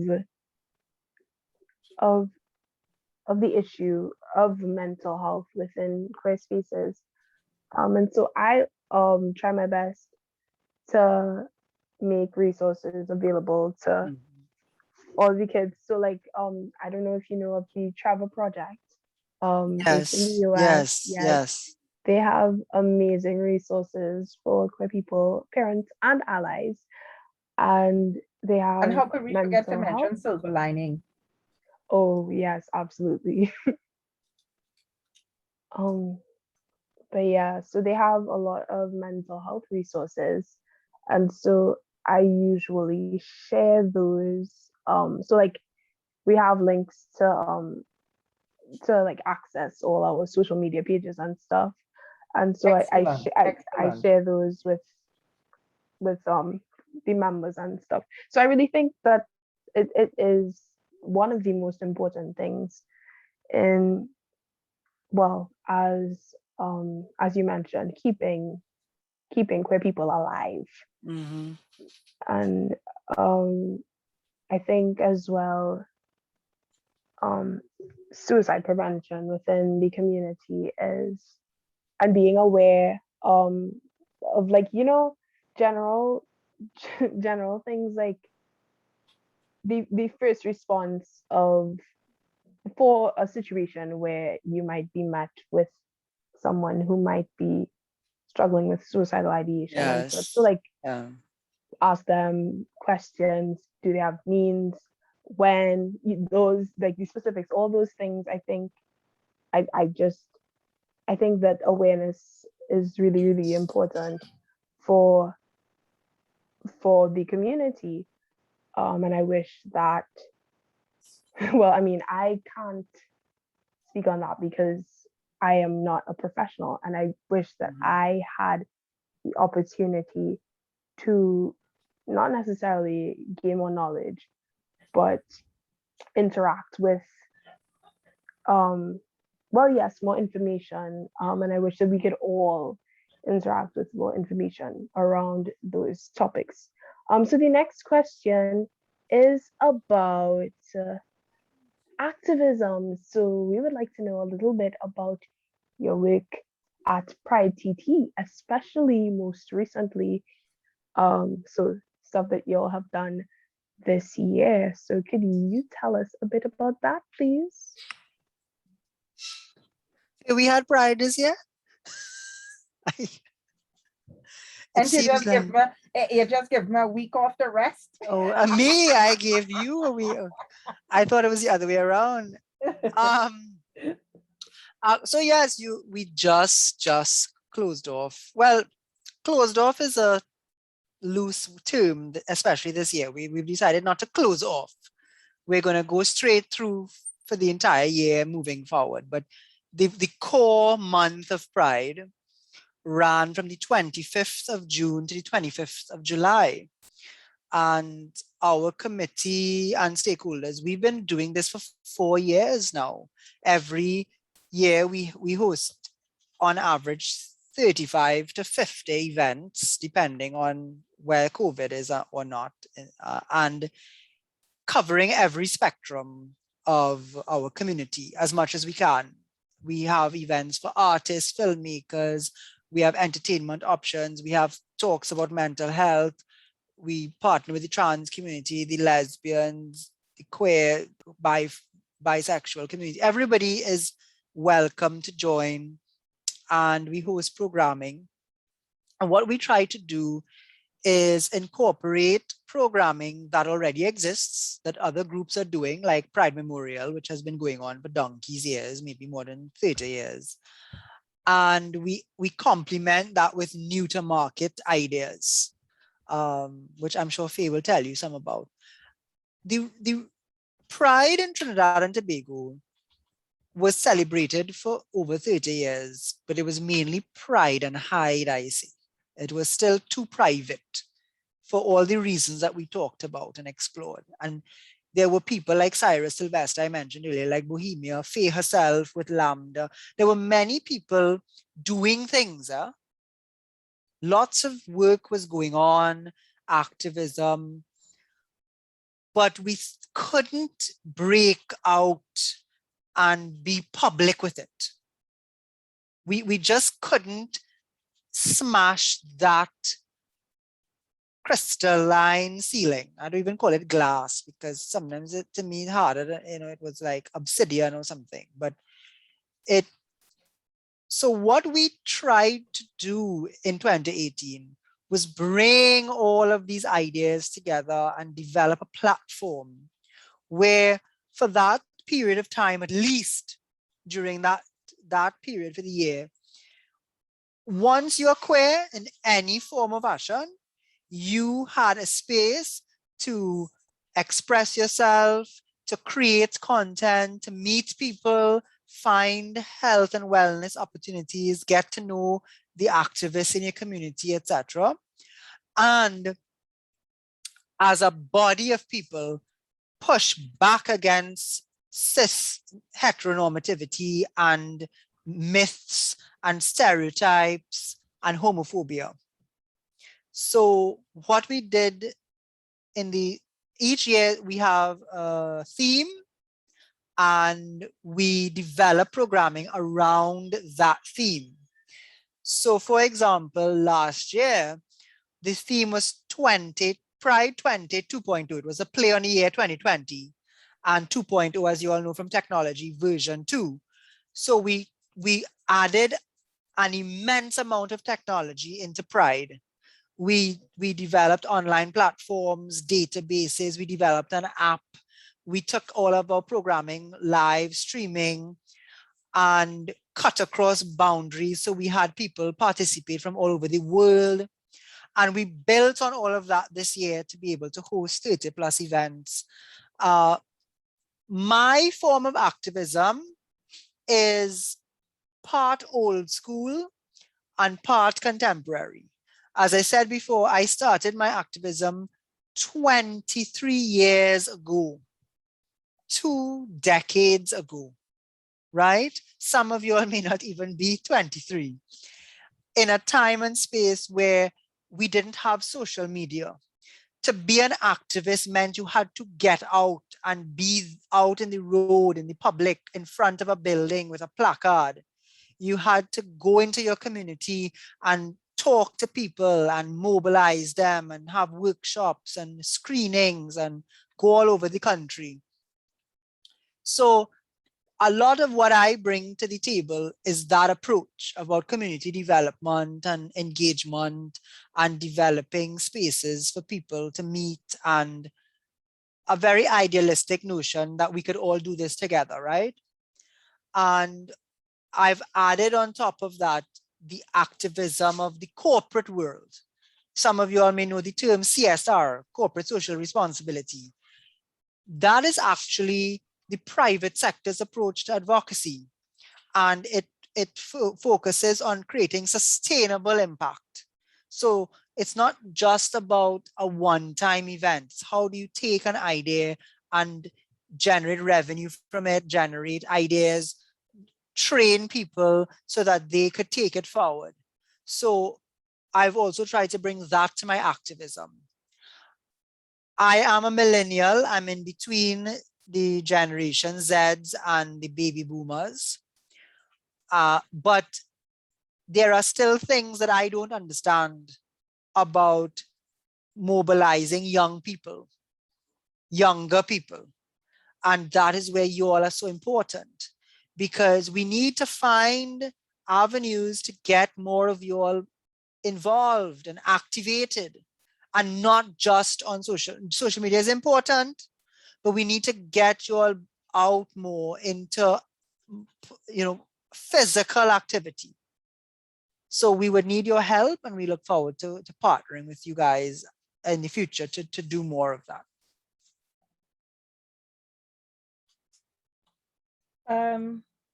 I like keeping it simple. Sometimes I think it's the best. And I think everybody's an activist for something, because an activist is basically somebody who campaigns in a way, form, or fashion to bring about some sort of change. And we're all activists in the LGBT community. By our mere existence, we challenge everything that is said about us, because no one definition of lesbian fits the person who identifies as lesbian.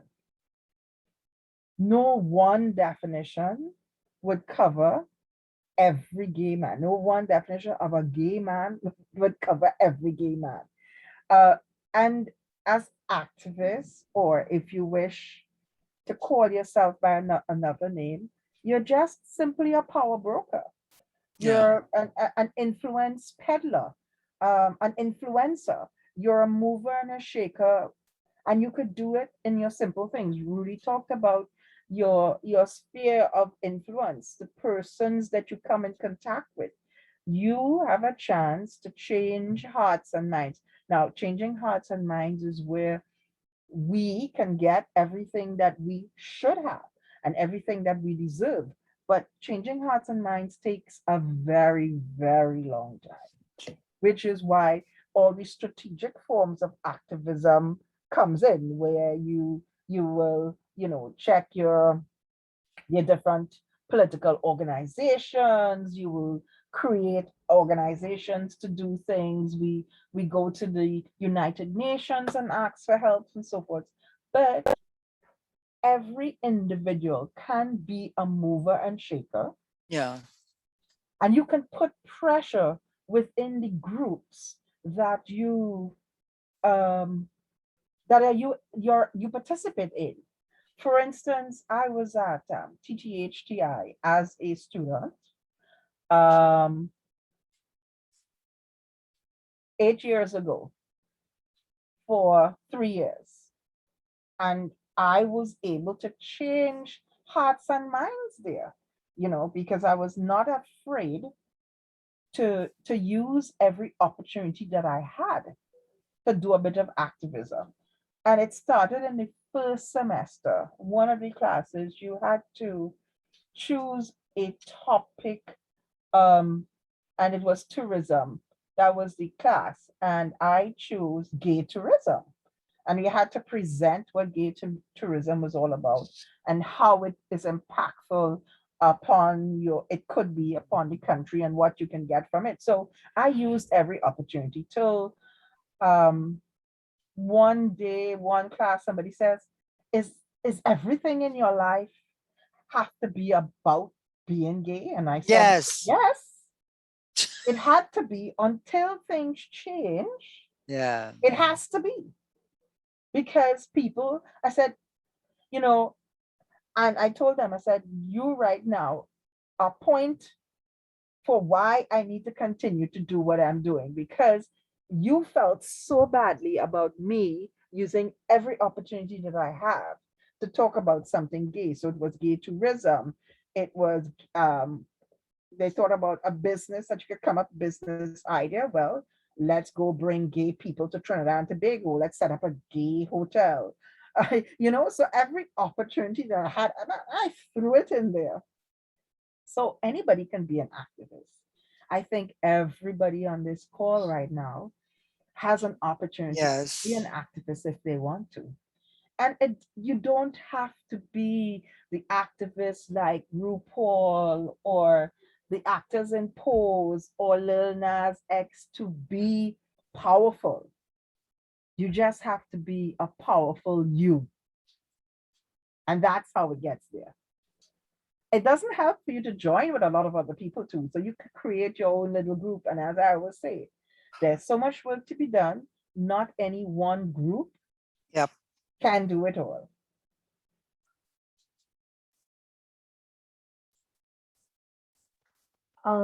So I am going to take this opportunity to, because we a little bit more than halfway through the pre-prepared questions. So if anybody would like to ask question? yeah, put any questions in the chat now, you are free to do so. But I am just gonna piggyback off of a little statement that you made earlier about us and our involvement in PrideTT's week. So do you think that PrideTT fosters an environment that is like welcoming to LGBT plus teens specifically? Do you think like that's the question more or less? So actually, from the very first year of Pride, if you go to our website and you look at who made up the committee and stuff, we were always happy to see a group of young. I mean, Colin Robinson said this publicly. He's passed away now, but when the television crew interviewed him, his actual words were, "I'm so glad that younger people took up this and did it," because he himself would not have done it. He said that. He said, this wasn't in my mind space. It was younger people who did it. So you will always have a few older, experienced people to manage and coordinate and to open doors. But for the last 4 years, our management committee has always been made up of teenagers and people in their early 20s. I mean, Uni Pride. So one of the first partners we had was Pride UE, which was a group of UE students back in 2018 and 2019. That group, for different reasons, it contracted, it expanded, it sort of went dormant, I guess. And Uni Pride was created by, again, young people. And this year, Uni Pride probably hosted half of the events. Yes, quite a lot. Quite yes. easily. Because what we do every year is when these stakeholders come on board, we have town halls leading up to Pride, and people put up their hand and say, yes, I want to get involved. We then have meetings where all of those stakeholders actually create the content themselves. So that entire calendar of events was created by about 25 people who put up their hand and said, Femcom want to do this, She Ride Collective wants to do that, Uni Pride wants. So I would say, yes, we are very friendly especially to young people, because I made it very clear from early days that the older ones, we didn't come here to turn stone. Uni Pride actually asked me on one of their last calls, when is the right time for young people to take over? And I said, well, from next year, because I'm moving aside. So and they were like, what are you talking? But no, come, I think we're pretty friendly. Maybe we could say more maybe we could be more overt about it, but maybe you all should tell us, are we friendly enough, right? Now, as an older person, when we first started our activism and creating groups, we were very concerned about what the rest of society will think about gay people having teens among them. Because one of the things that they use against us is that we're pedophiles. And predators, that we prey on the young ones. Now, the age has gone down in our Children's Act or the Sexual Offences Act and so forth. And so if you ask older people, they will tell you that they won't very much open to younger people being around because they didn't want people to perceive that there were older folks were taking advantage of younger ones. One. Two, the other concern that I used to have was, and this is me personally, young people get very attached to an older person because they were having so much problems at home with their parents or figureheads, older figureheads, that they get attached to the older ones. And it creates problems. Good night, Wade. Bye. So sometimes it's very difficult to navigate a link between an age gap. So while it may be perceived as if we're not actively courting the involvement of teens, we just have to be careful legally what we do. Now, we know that in the teen years is where all the harshest time for an LGBT persons, that discovery, that trying to navigate adulthood also, and so forth. That's the tumultuous years. And yes, we would like to make it easier. We have our mentorship program, mentorship and wellness program, that's about to kick off in September. And I'm going to drop the link to the page in the chat for folks to look at it. But when we were setting this up, we very much looked at what the age might be and how we were going to navigate it, right? And we had to be specific and say, because 17 is under the legal age, that they have to get parents' permission.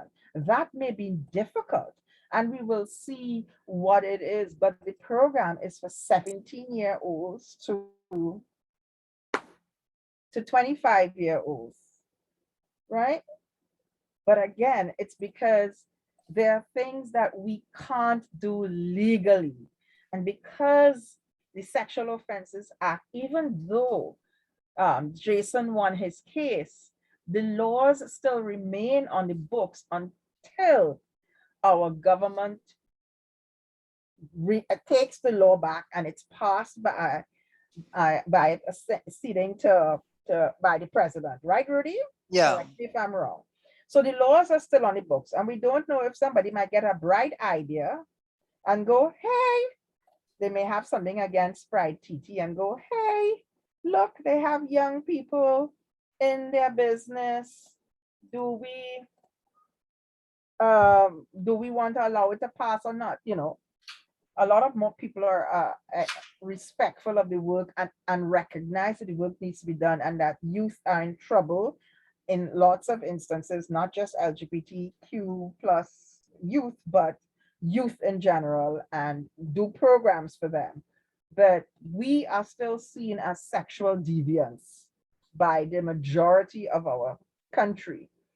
And that puts a big weight upon our shoulders as how do we Engage. engage with teens, in particular teens. And let's not lie, another reason is there have been occasions within our community where older folks have taken advantage of younger folks. And that we do not wish to encourage at all, which is why within our program, we have a very strict guidelines to how the mentors are expected to behave and what is expected of them. And we also recognize that there are age gap romances. Yes, and that's all well and done, but we're hoping and we are going to push that it doesn't happen within the program. If a young person and an older person meets somehow through the program, after the program is done, and they wish to get together, there's nothing we can do to stop it.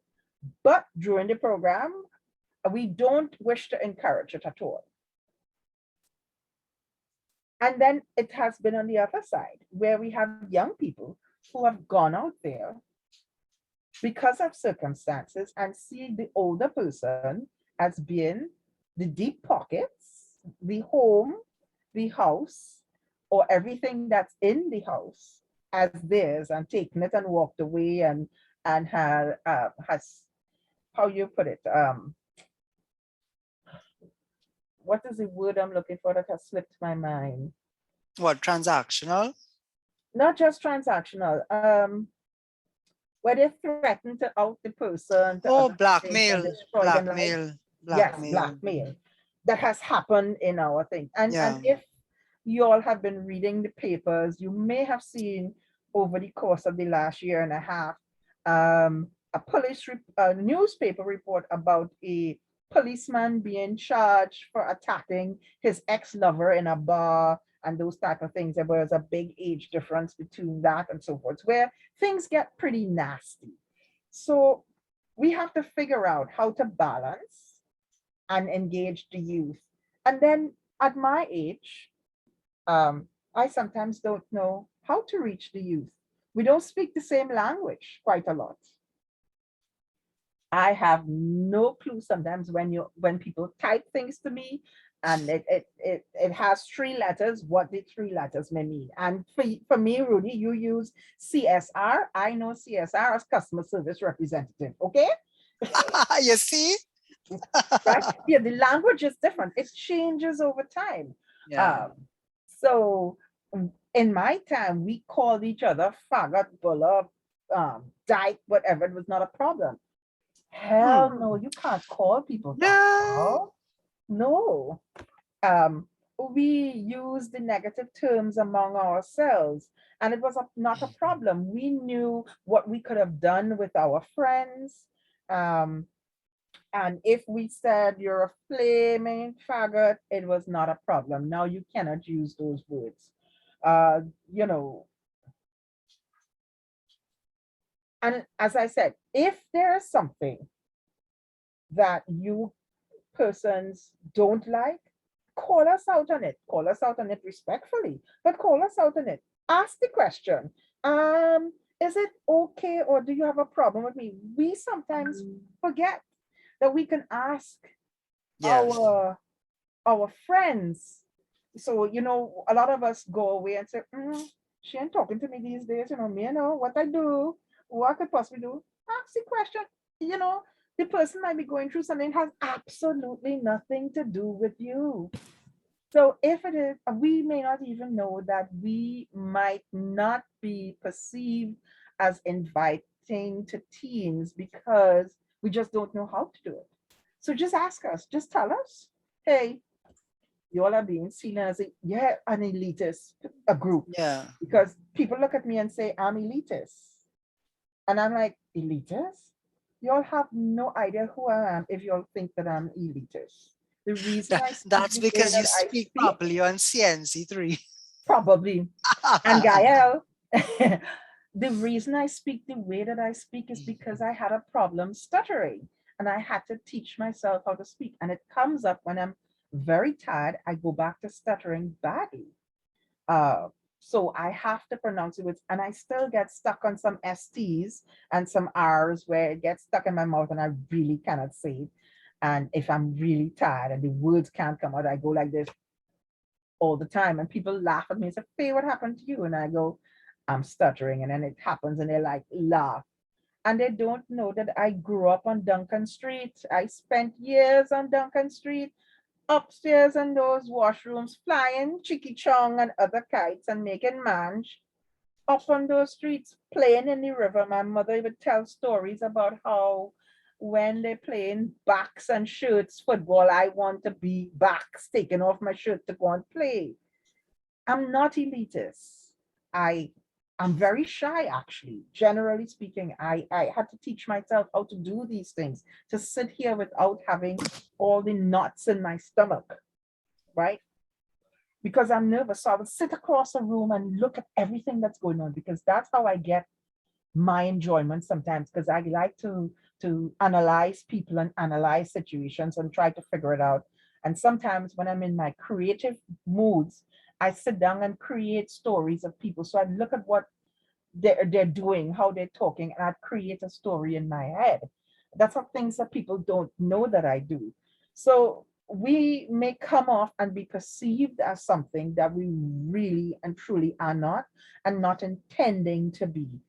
It's just for folks now not to go away with the assumption that what it is in your head is what it really and truly is. And that's another thing I want young people to remember. With whatever you do, the picture that you have in your head of what it is the truth of the matter is it's probably 100% less than what you think it is. We create stories in our own heads and we view things in a particular way that is based more on our fears and our lack of information than on the reality of what it is.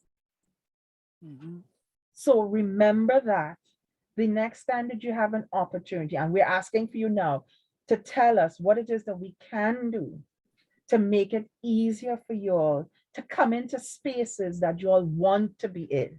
What can we do to make it easier for you? But with not just with us, but whatever else that you're doing, whatever picture it is that you're having in your head, it may not be the accurate picture of what it is. Just reach out to whoever it is that you're having this picture about and ask a simple question as, is what so and so and so accurate, or what it really and truly is, as you've just asked the question?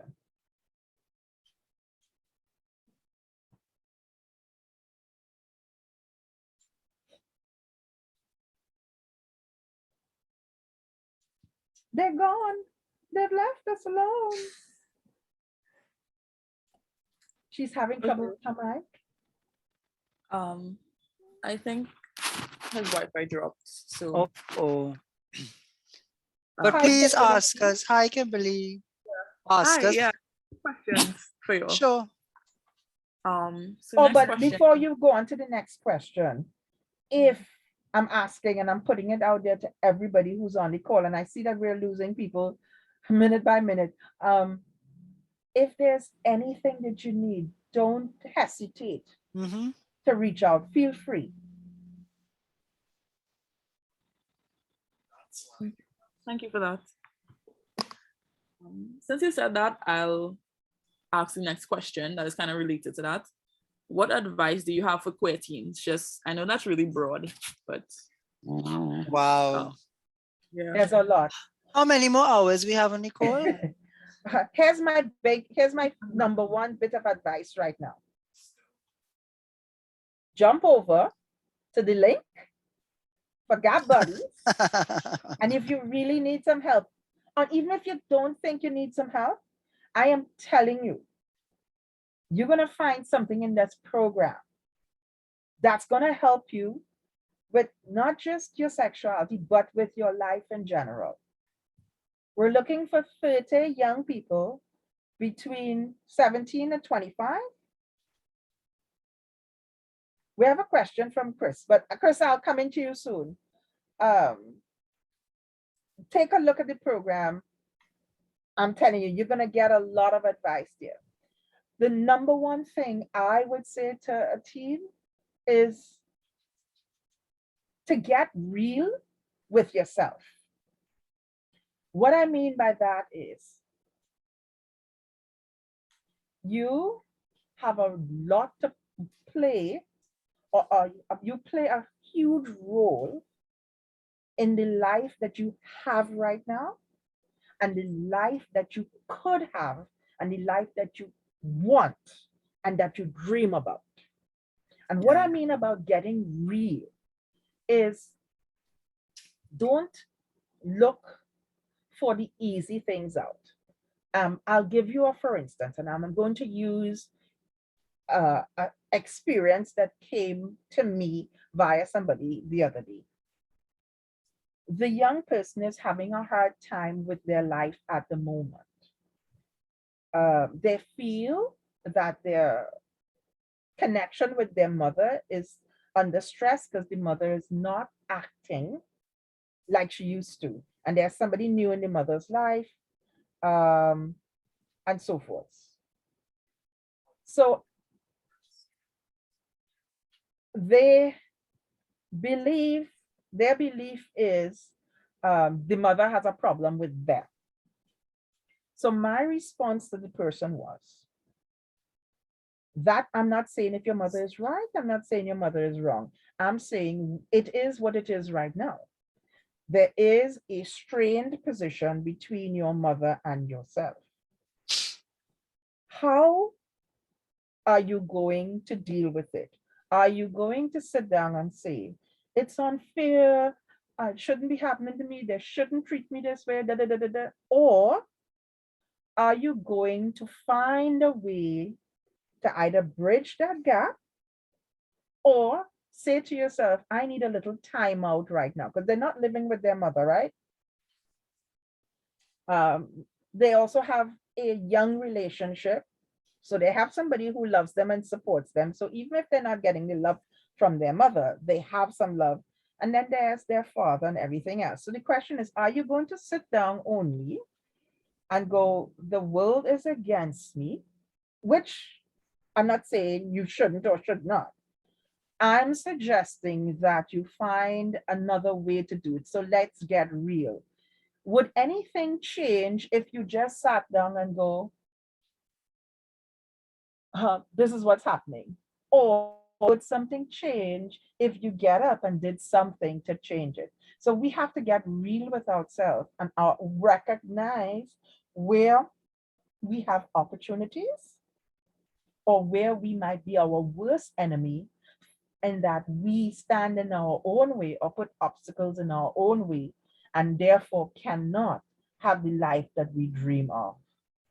So we have to get real with ourselves and really understand or ask the hard questions about whether or not we are reacting, stagnant, playing the victim card, or whether or not, and we could use Rudy's example of being spat on and giving up, or walking into that classroom and faking it till they make it. And then when you have the chance to let it out, let the tears flow. Which one is it going to be? What can you do? Because you always have a choice. So that's my biggest piece of advice. The first step is to get real. And there's, as Rudy said, we could talk for 10 months, which is what we'll be doing in the Gen Gap program, mentoring program, to talk for 10 months of the different pieces of advice you can do to help yourself along. You see, the thing is, this is how you build society and build community. It's through stories and sharing. And there has been a disconnect between different, that's why we created Generation Gap. The name is deliberate.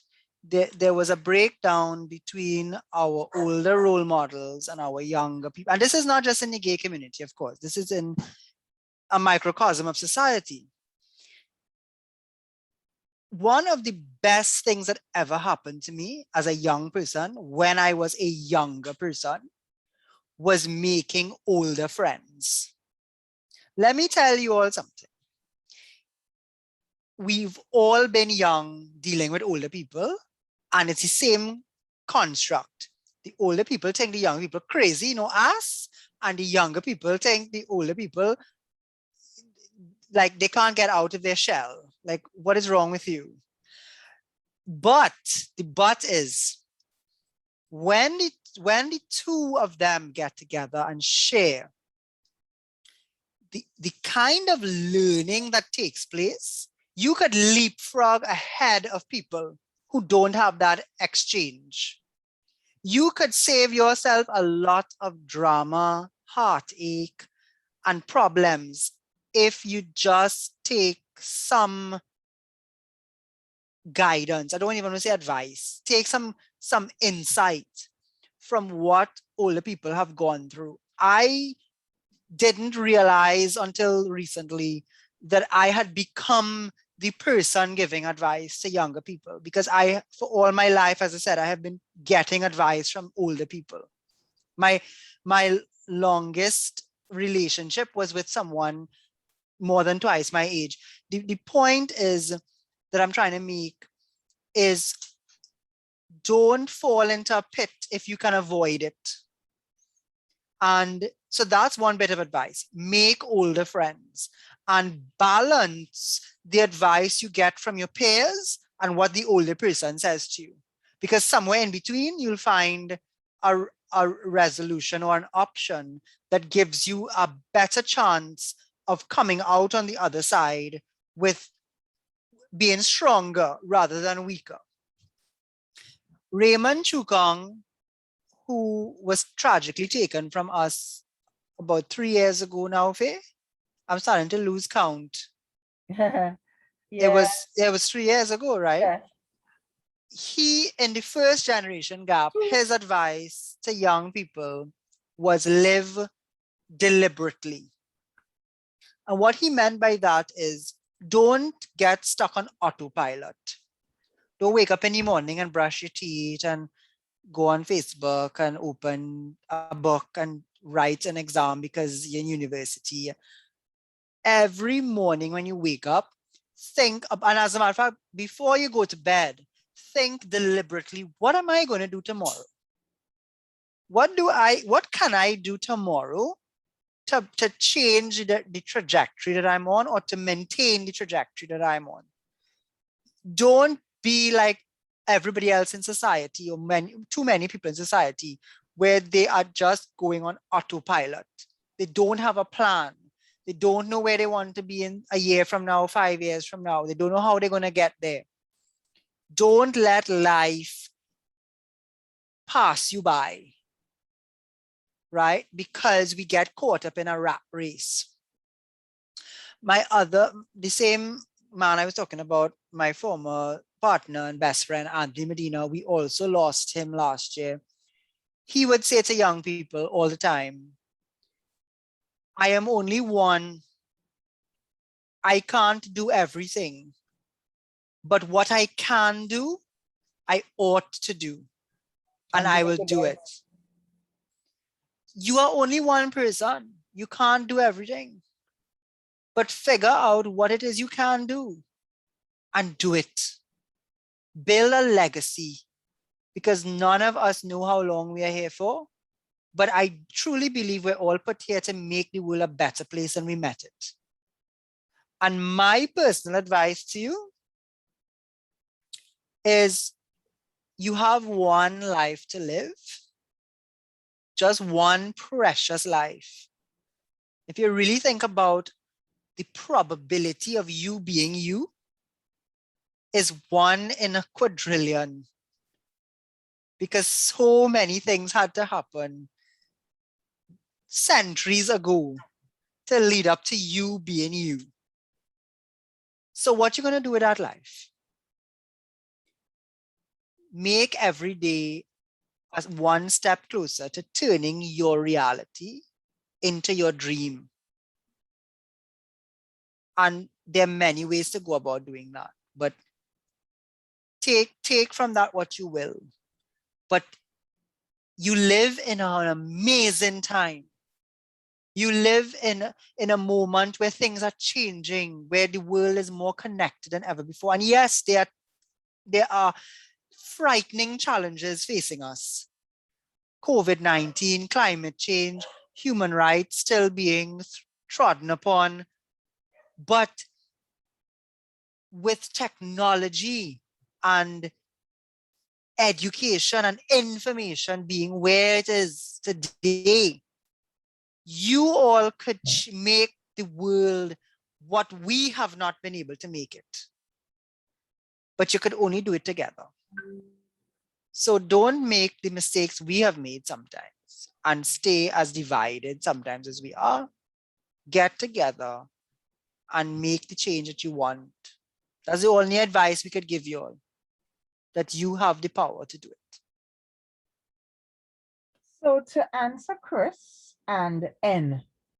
So Chris asked, would you say that your organization is a safe space for trans and non-binary persons? And N was close to that in that N asked, what are you doing to ensure the safety of trans persons who participate in your events?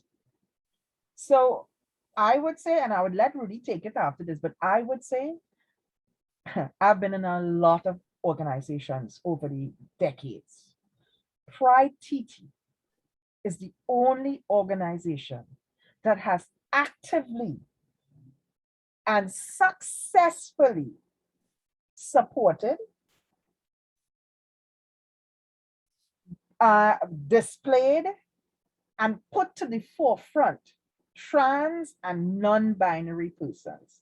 We started doing it in 2019. We made the trans population the focus of our Pride events for that year. We proudly wave the trans flag, and not us. We have trans folks waving their own flags because we cannot speak for them. We cannot, because we do not live their reality. Mhm. We collaborate with Trans Coalition on the work that they want to do. And at the moment, one of our co-chairs is trans. They are going to leave the organization because they are going to pursue some things for themselves personally, their personal lives, which does not allow them to commit as a co-chair to PrideTT, but they will still be collaborating with certain things and support. But they thought it best that they take a back step because they're going to focus on developing themselves and their career and their profession. And that is why we do what we do, so that persons can lead the lives they dream of leading. So it started in 2019 and it continues in our events. And if you go to our Facebook page, you will see the different events that we've had. This year was Trans at Large, and there was something else, the Trans Caribbean Summit, the Caribbean first ever Summit, Trans Caribbean Summit. right? And so forth. We, PrideTT, proudly states that we lead in putting trans issues to the forefront. With regards to safety, we know, and it has always been the history within Trinidad and Tobago, that the trans community are the ones that are most vulnerable in our community. They are easily the targets because they are ostracized from society and are unable sometimes to find jobs within the traditional places. Many end up doing sex work, which opens their vulnerability even more to violence and to hate and discrimination. What the work that we do right now is trying to change that and reduce their vulnerabilities. Not that we're saying sex work isn't valid work. What we're saying is that we want to give and make opportunities. So by changing the way society sees trans persons, to continue to support the work, it means we will create situations which will reduce the vulnerabilities of trans persons. With regards to what we do, we are very mindful of being safety focused so if we have events and somebody is trans, we tend to find, if you want to come to the events, do you have transportation? If the event is going to be late at night, how are you getting home? We don't only do it for trans persons, we do it for persons in the community. We know it's dangerous out there. How are they getting to and fro? And some trans persons will tell you before they started living 100%, as they display themselves as now, they carried a bag. Yes. So when they got to where they're going, they changed because they had to travel. right? So we try to make things, and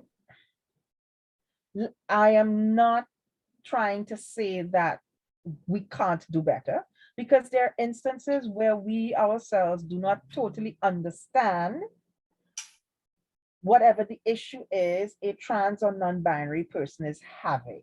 And we sometimes need to be pulled up with regards to some things we might see, or how we may act, or how it might be perceived, because sometimes without intending any malice, it happens. We hurt people sometimes without even knowing. But there's a lot of work to do. It was like back in the days of my days when we used to go to the space bar where Raymond Chukan allowed us to. We had the first support group there on a Saturday. And it had conversations where we'd have with the gay men, would ask the lesbians, so how all it is have sex? Because we don't think all it is have sex, because in their mind, sex is only one way. And what I brought that up because I wanted to say, we don't understand a non-binary person fully, or a trans person. You have people saying lots of things because we don't understand. We just don't understand because we're not knowledgeable. And many in the community needs to become knowledgeable about what it means exactly to be trans or non-binary. And I actually was watching a BBC program today about being a trans or intersexed in Russia. And it got me thinking about how we need to have these type of programs on our mainstream TV and media here in Trinidad and Tobago, because we need to get the messages out there. So we try to do what we can to make it safe and welcoming for every member of our community.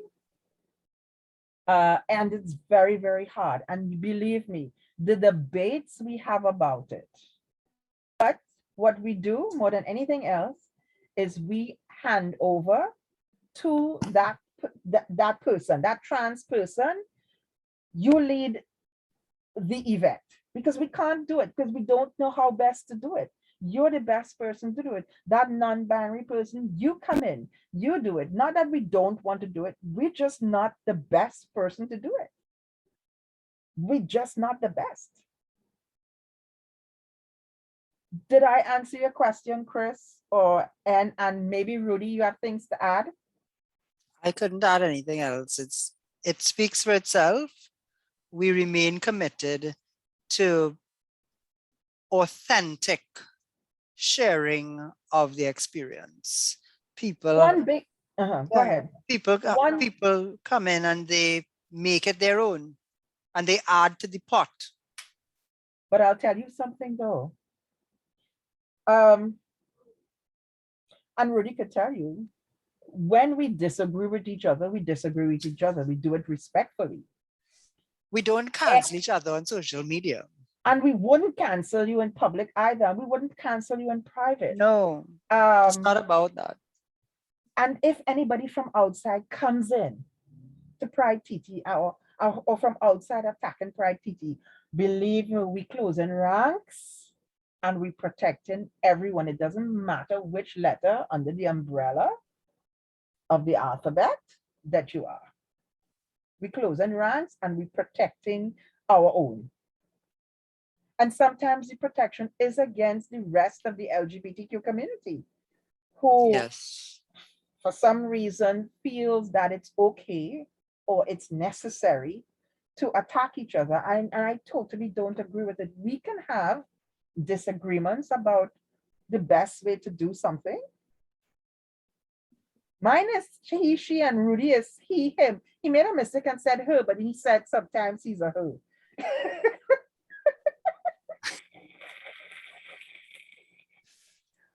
All right. So we are very protective of our own. And we're very protective of the most vulnerable within our community. Chris says, yes, thank you. We answered it. N, I don't know what N stands for. Can I say nice? That nice person, did we answer your question? It could be naughty too. Hello, you know how we like naughty people? Well, you know, my name is Rudolph. I only deliver gifts to naughty people. I don't, nice people don't need no gifts. Yeah, you know it's not red. Okay. Not yet.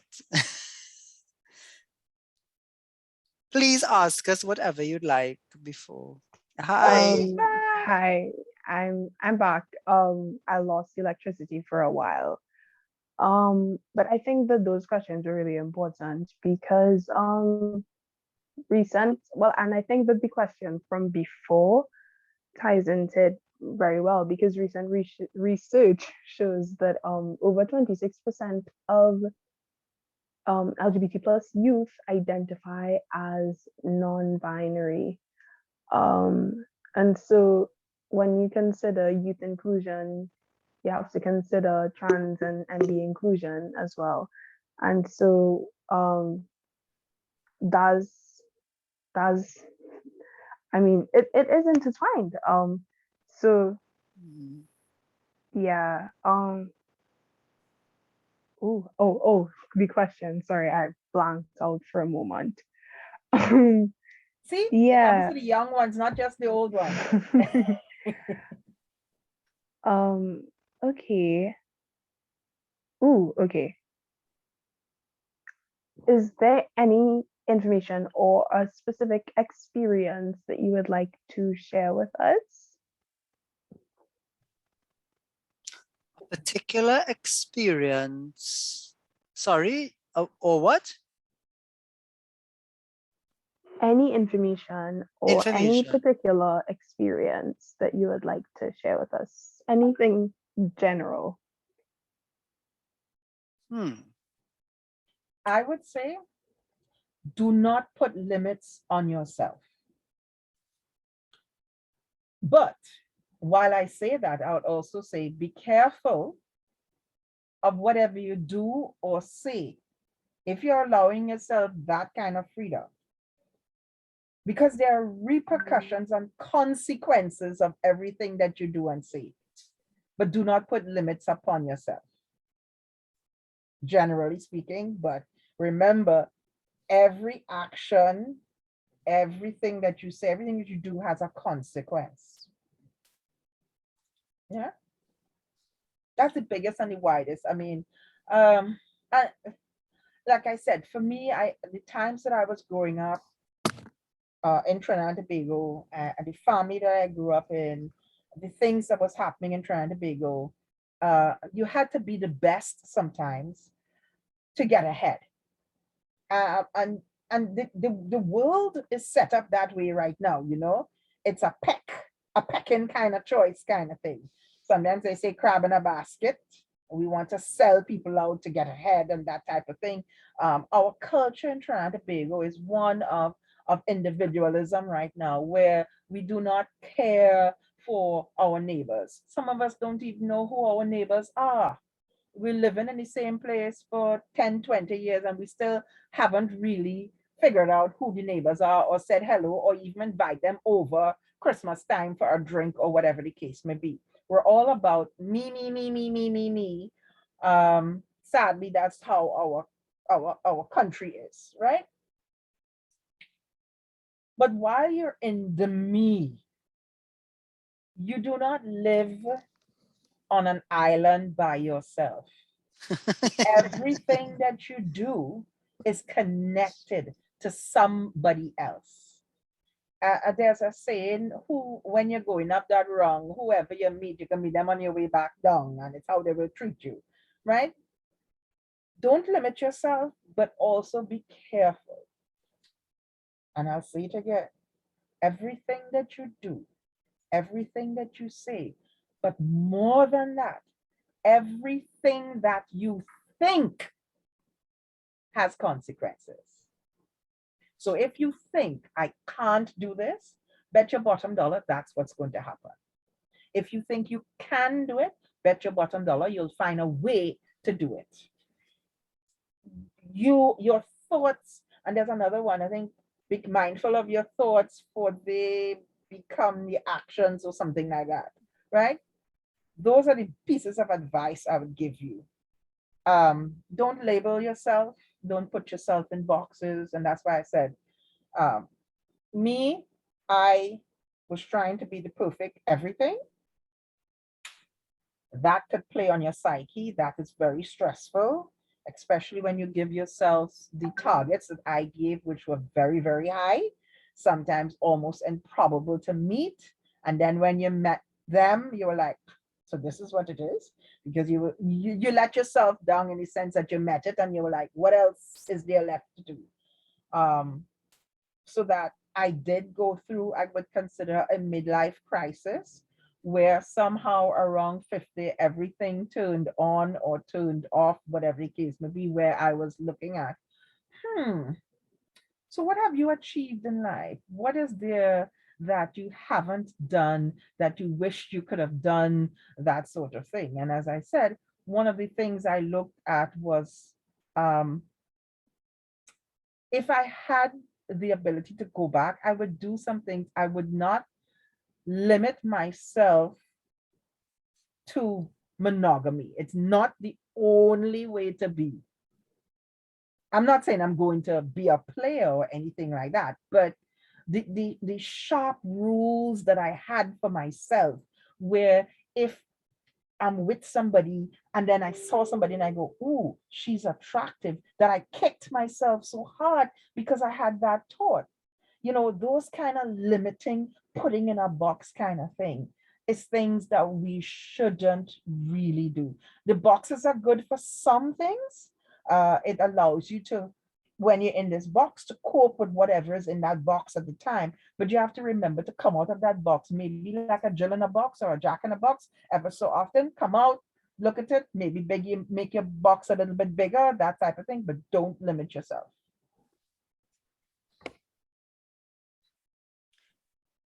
I think what I would share with you is that you don't use the word connections. This is a truism. The longer you live, the more time you have to look back in the rearview mirror on, you will realize that everything in life is connected. You don't always see the connections in the moment. But if you live in the present and you focus, you get better at connecting dots more proactively than reactively. Steve Jobs, who was the founder of Apple, during university, he dropped out of classes for a while. And out of curiosity, he sat in a calligraphy course during that time. Fast forward many years later to him developing MacBooks and trying to figure out how to differentiate the Mac computer. That is how cursive fonts became a reality. Because years before, he sat down by chance in a calligraphy course. And it made him think, well, why don't we have cursive fonts on computers? And that is how Mac started to differentiate itself as a computer for designers and artists, etc. And the rest is history. If you talk to older people long enough, they will be able to give you many more examples of these connections in life. So ever so often, sit down somewhere quietly and look back in your rearview mirror and make lists of all the things that you've done, all the people that you've met, all the lessons that you've learned, and start connecting the dots. Because trust me, it's fantastic fun playing that game and to see where those dots lead you. You'll have some of the best aha moments in your life. And everything that has happened to you, you will find a reason in it. So what else can I tell you? I could say one other thing. Folks, if you see me anywhere, this is who I am. And as I say, check me out on Facebook. But if when we get to meet and you see me anywhere, walk up and say hi, because I can learn from you so many things. And I would hate to think that I'm deprived of learning something from you because you're afraid to walk over and say hi. Many of you don't have your images up and we don't know who you are. So I'm telling you, not just me, take that chance just to walk over and say, if the person is an asshole and gets on like an asshole, well, that's their loss, right? Yeah. Don't take it personally. Rejection is hard. Believe me, I know about it. My generous body has made me feel rejection many times, but um, as Judy said, their loss. Uh, walk up, say hi, because I would love to sit down and chat with you. I would love for you to open up my mind and my experiences by sharing the things that you've been through and all these acronyms and the way you'll do things, Rudy, and they have been sending me crazy with a lot of software, Asana and all kind of thing that I'm supposed to learn. I'm pretty okay on the computer. Yeah, pretty good on the computer, but every day is something new they're sending me. So I have to go and learn about all these new things, which is good. It keeps my mind going. But please walk up, because there's a lot older folks can learn from you too. It's not a one-way street. It actually is a two-way street. Yeah. In my case, come up and say, girl, how? So that will You break might my get the bitch face until you recognize who it is. no, that's the password to break through, to break the bitch face. You just say, girl, how? I'm like, the bitch face just melts away.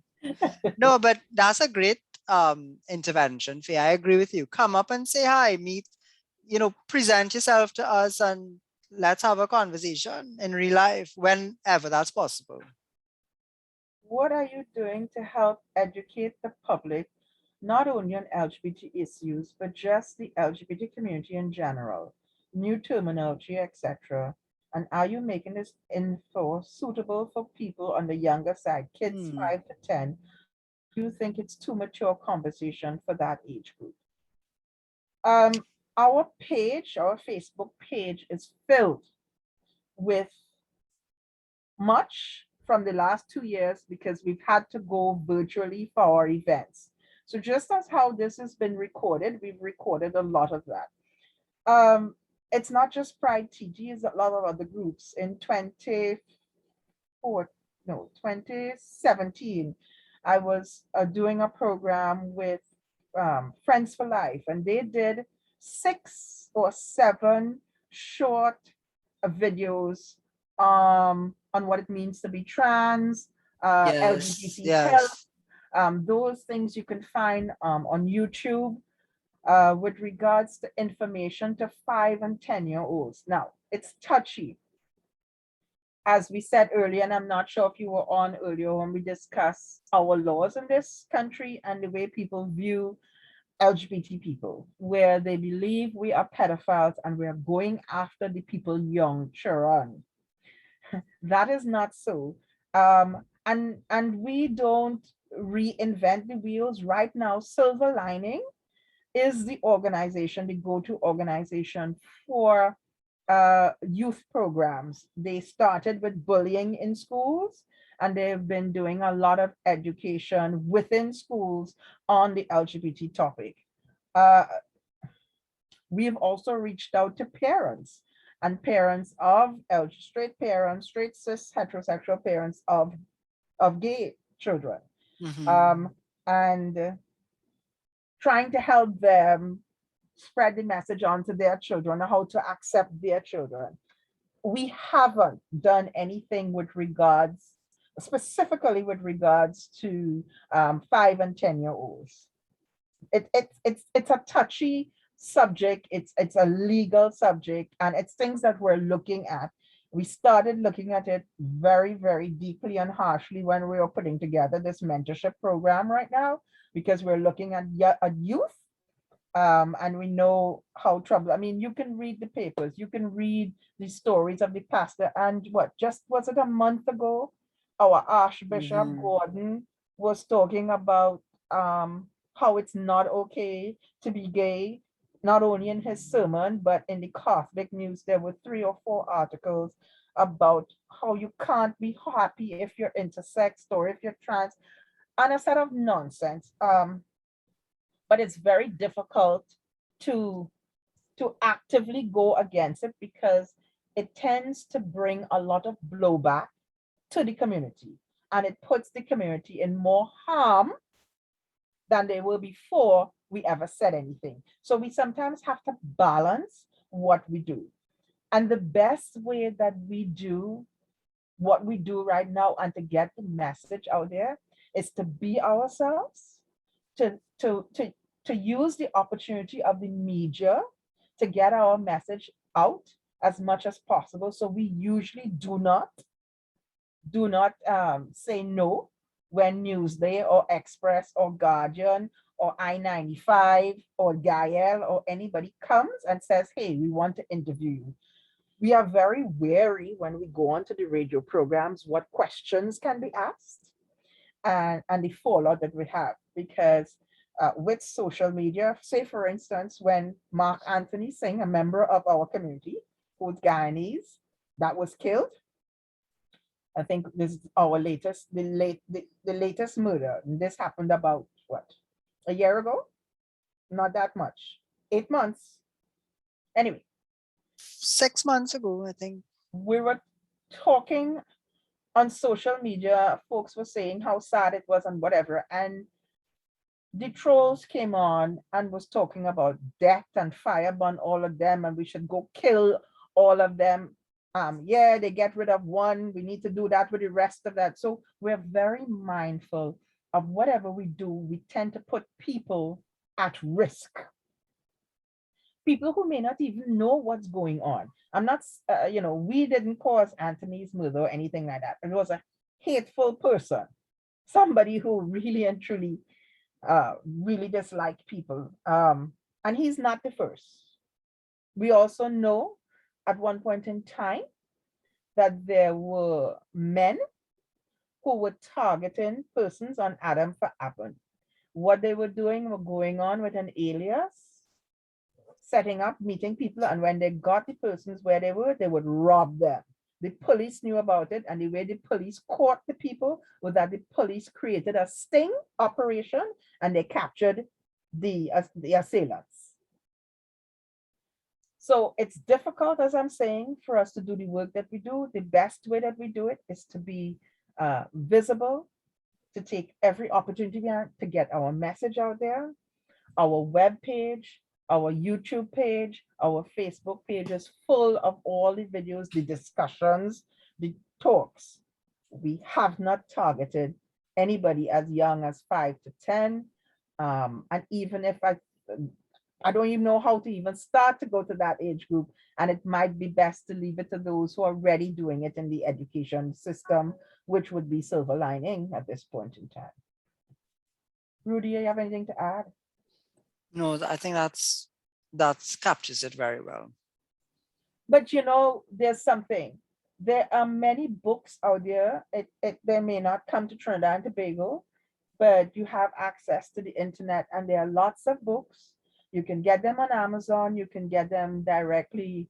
And if you were to just go searching, there are lots of books which teach children about diversity and how to accept people who are different, how to accept a child who has 2 mothers or 2 fathers, and so forth. So for me, books was my escape. Books was the first thing that I turned to in trying to accept myself.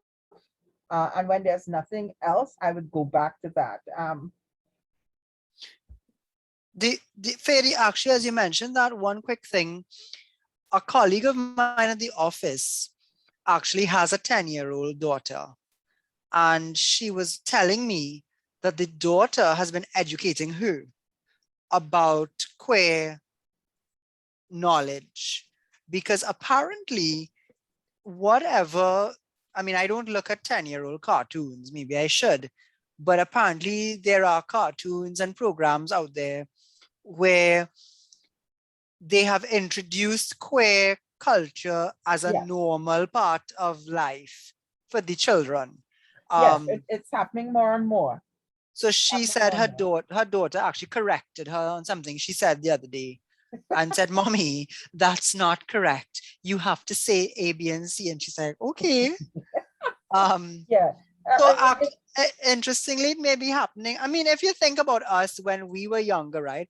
We would figure things out long before adults told us anything. And they thought we didn't know nothing.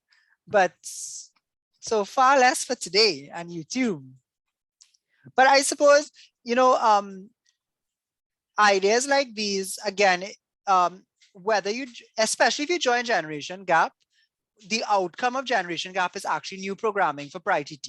Like at the end of the 10-month program, the you're supposed last to month help of the develop. 10-month program, the initiative is that the participants come up with their own idea of how to have something, a sustainable project, whatever of your making, whatever you see fit. So like even, I mean, if you take part in that, something like this you could develop, or even if you don't want to take part in the whole Generation Gap, you can come forward. We're starting to plan from all now. So come forward with your idea and let's see how we can mobilize it and get it done. We could find a solution. Hi, Danny. Danny's question, Rudy, if you missed it, y'all mentioned that we shouldn't be quick to attack or cancel people, but in some cases, don't you think that enabling toxicity, for example, not enough is being said about these mothers that are taking advantage of vulnerable persons? And Danny, you're correct. We also did say that if the negativity too much, you take your time, you take your space out. You don't have to be around that. I mean, as much as we can, canceling folks, sometimes it doesn't change them or give them the opportunity to change. And I actually was watching a TED talk the other day. Is another way of not canceling, but correcting. And I should share that at some point in time on Facebook on my page. But you're right. And that's where we look at things and deem, do we need to get involved in this or not? Say, for instance, and this is not on toxicity or canceling, but I brought up a topic within a board meeting of PrideTT when they were discussing Mandela Park on the AstroTurf and so forth. I approached PrideTT as to whether or not we should get involved with the debate.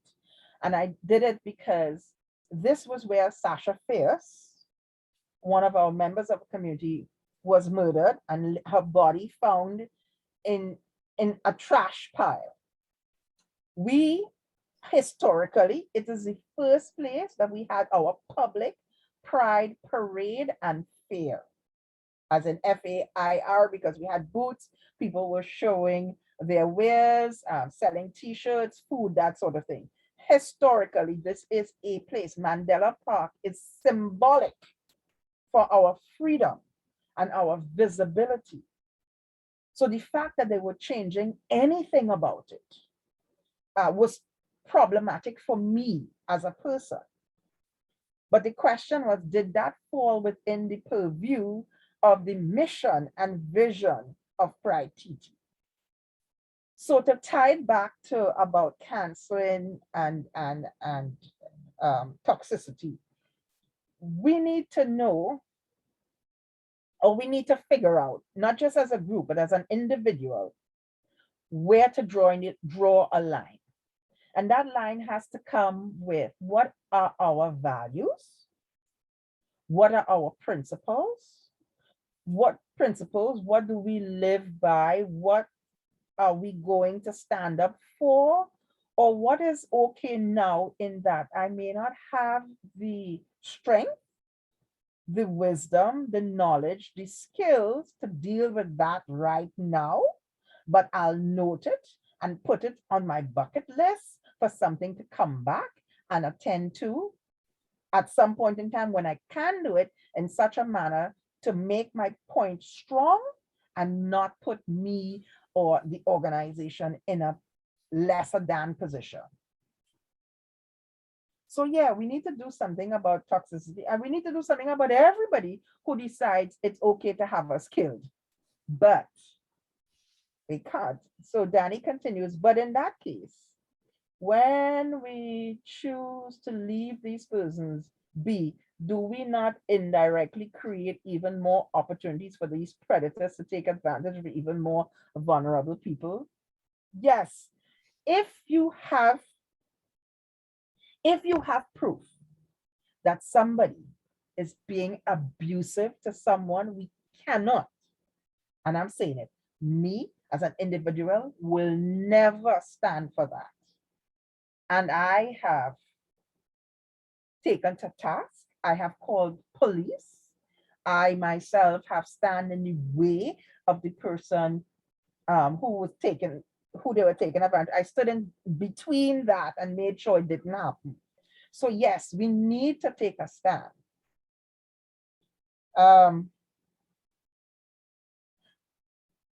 It even goes a little bit deeper than that. Sometimes, I mean, I'm generally speaking, being a mentor right now, I take a risk. I am sharing with you experiences and thoughts and suggestions, and I'm giving advice, solicited and non-solicited, but it can have negative repercussions on someone. That's the risk that I take right now. And I could be canceled because somebody may interpret something that I'm saying, try to use it, it doesn't work out well for them, and then I become the one that caused it. Should I be canceled? So these are the things we have to ask ourselves when people are doing things. But if something is pure, strict abuse, if we are taking advantage of it, even if we don't know that we're doing, if it is brought to our attention, then it must be dealt with.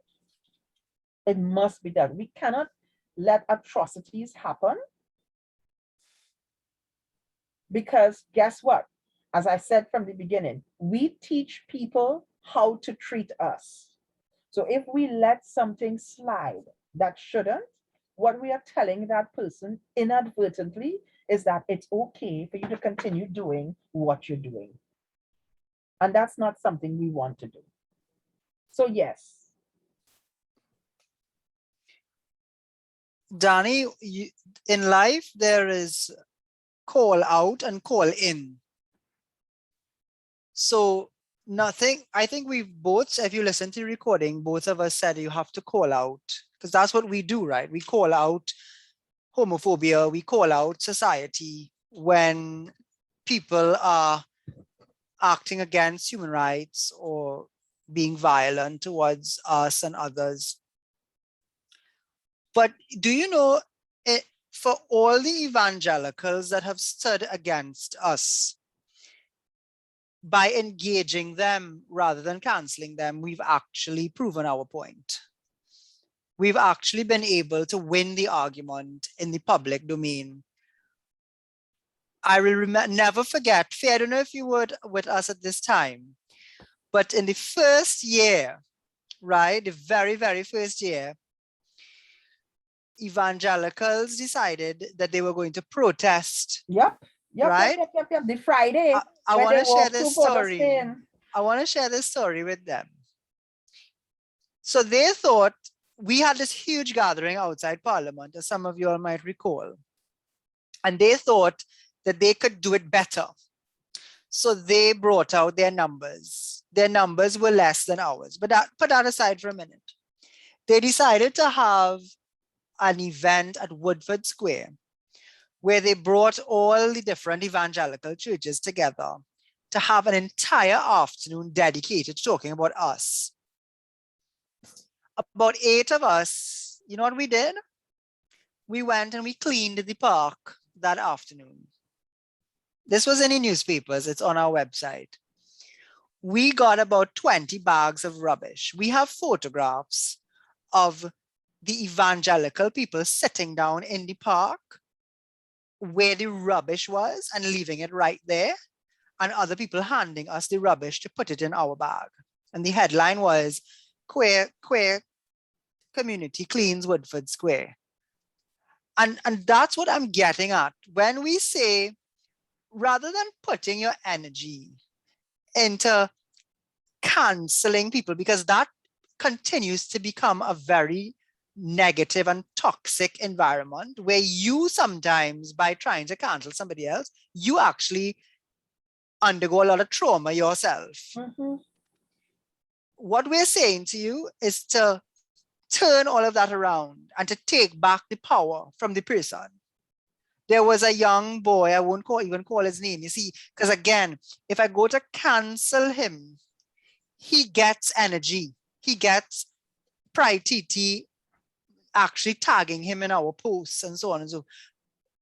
He tried his best, FA, you know who I'm talking about, to nag us, to drop these interesting little bombs that he wanted us to pick up. And I'm telling you that by focusing on our community and giving a voice to our people, we negated his entire strategy and he canceled himself, his damn self. So my thing is, I understand cancel culture. I work in communications, right? I understand where it comes from and the objective of it, which is to exclude people who we don't think are aligning themselves to whatever is the standard that we set. Because trust me, cancel culture happens on both sides. Evangelicals could just as easily cancel us out as we try to cancel them out. Republicans cancel out Democrats and vice versa. PNM and UNC cancel each other out. Happens on both sides. But a segment of parliament. But that, ironically, is the same type of exclusion that we have faced for all of our life. So I personally, I can't tell you what to do, but I personally, I choose to engage proactively and with innovation. I ain't going to put my energy into trying to cancel your ass out when, quite frankly, you don't align with my value system. Because, you know, Voltaire said it once that I may not agree with what you have to say, but I will fight for the right that you have to say what you have to say. This I specifically mean the groomers and predators that consistently exhibit these behaviors. Should they not face consequences? Well, yes, but I think I don't even think that's canceling. I think they have to face the consequences. Like, for example, if something like that happens to one of you and you don't feel empowered enough to bring it to the authorities, you should come to one of us or somebody that you trust, and we should carry it to the authorities and let them face. Predators are predators. Yeah. And there are many out there. The LGBT community is, as Rudy says, a microcosm of what happens within our community. And Trinidad and Tobago has many predators, male and female. And right? some of them, I mean, if by cancel you mean, for example, we don't welcome them in certain spaces, of course, I would say, if, you know, and this debate is happening right now, Faye, in the community with a certain example. It happened in our group when we were looking, and we are still looking for mentors, right? Yeah. One of the, you know, some names came up and we said, no. They might do good work in this area, but we are not giving them the opportunity because they have a track record of grooming and exhibiting predatory behavior. So, okay, well, now that this is very specific, then categorically, we would say, of course, there's no room for that at all. It's not even canceling. If I have proof of this person assaulting a young person, I'm going to the police, and we have the connections. I'm not people in the GBV. department of the police station, we had them on. We had one of the gentlemen on one of our programs discussing GBV violence, right? And he's very prepared not only to pick up the cases of violence against our community, but he will pick up violence within it too. And I'm sure I don't have to say that, but Faye, I know I have stopped engaging with people and I have called them out on their bullshit over the years. I'm sure you have as well. If you see that nonsense happening, you have to call. We told you all that earlier. Call out your friends, call out your acquaintances. We ain't giving you any advice we don't use for ourselves. Sometimes it leaves you in a very lonely place. But I prefer to be lonely and have integrity than just as Danny is saying, to enable bullshit. The only thing I could take to my grave with me is my name. Yeah, and the history that I leave behind. So we down with you, Danny. Call it out front and center, and let sunlight is the best detergent. Not necessarily for COVID, but so I think that is enough for the questions from the others. I think they really grilled you all. That was a lot of questions. A lot of heavy questions. But yeah, just gonna take it into the last question, which is kind of a reverse question. But is there anything you would like to know from us or about us here at QTTT? Yeah, I have a couple questions. Let's start with, how do you pronounce your name? Oh, it's Seda. Oh, Seda. You keep saying Miss Faye, and I've let it go all night. But you don't have to put the miss in there, you know. It's quite good, quite respectful. Seda, you know, I got a little confused at the beginning, huh? I actually thought, because I'm seeing both you in the video and then I'm seeing Seda separately. Back and forth. I was like, wait a minute, I thought this was the same person, and I got confused for a minute. I thought I was wrong. I was like, oh shucks, I made a mistake. It's not the same person, it's two different people. Oh yeah, the audio is just separate, right? Because the audio on my laptop doesn't record very well, so that's why. Right. Okay. So Faye, that was what you wanted to know? That was one, and to let her know that it's okay. It doesn't have to be Miss Faye. I remember the first time I heard somebody call me mom, I was like, oh, I reached the age. It was in the bank and somebody called me mom, and I went, oh, so that feels like when I call somebody else mom. But anyway, the question I would like to ask is, the statement I want to make is, don't not ask any questions that you want to, because I don't want anybody leaving here with questions that they may still have. Because no question is off the table, even when it comes to something as touchy and taboo as sex, or as simple as, how do I meet someone? Or how do there's this person that I really, really like, and I see them on Facebook. How do I start up a conversation with them, or those type of things? Because those are the type of things we tend to actually meet up sometimes.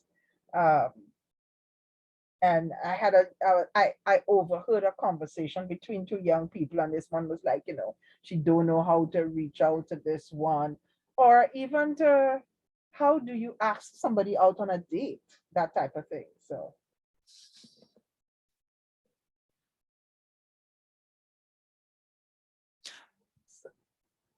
say that somebody is saying your pronouns is he or him, but I see he or it. Yeah, I use he, him. Did I misgender you? If I did, I apologize. Okay. Sorry. Thank you. So what would I like? Okay, I want to know. I really want to know, and this might sound like an obvious question, but it's been almost 2 years since we've been under restrictions, right? So before the restrictions, were people your age, in your age group, were you all socializing more in person? And what form was that taking? And if not, what would you like to do in person rather than online?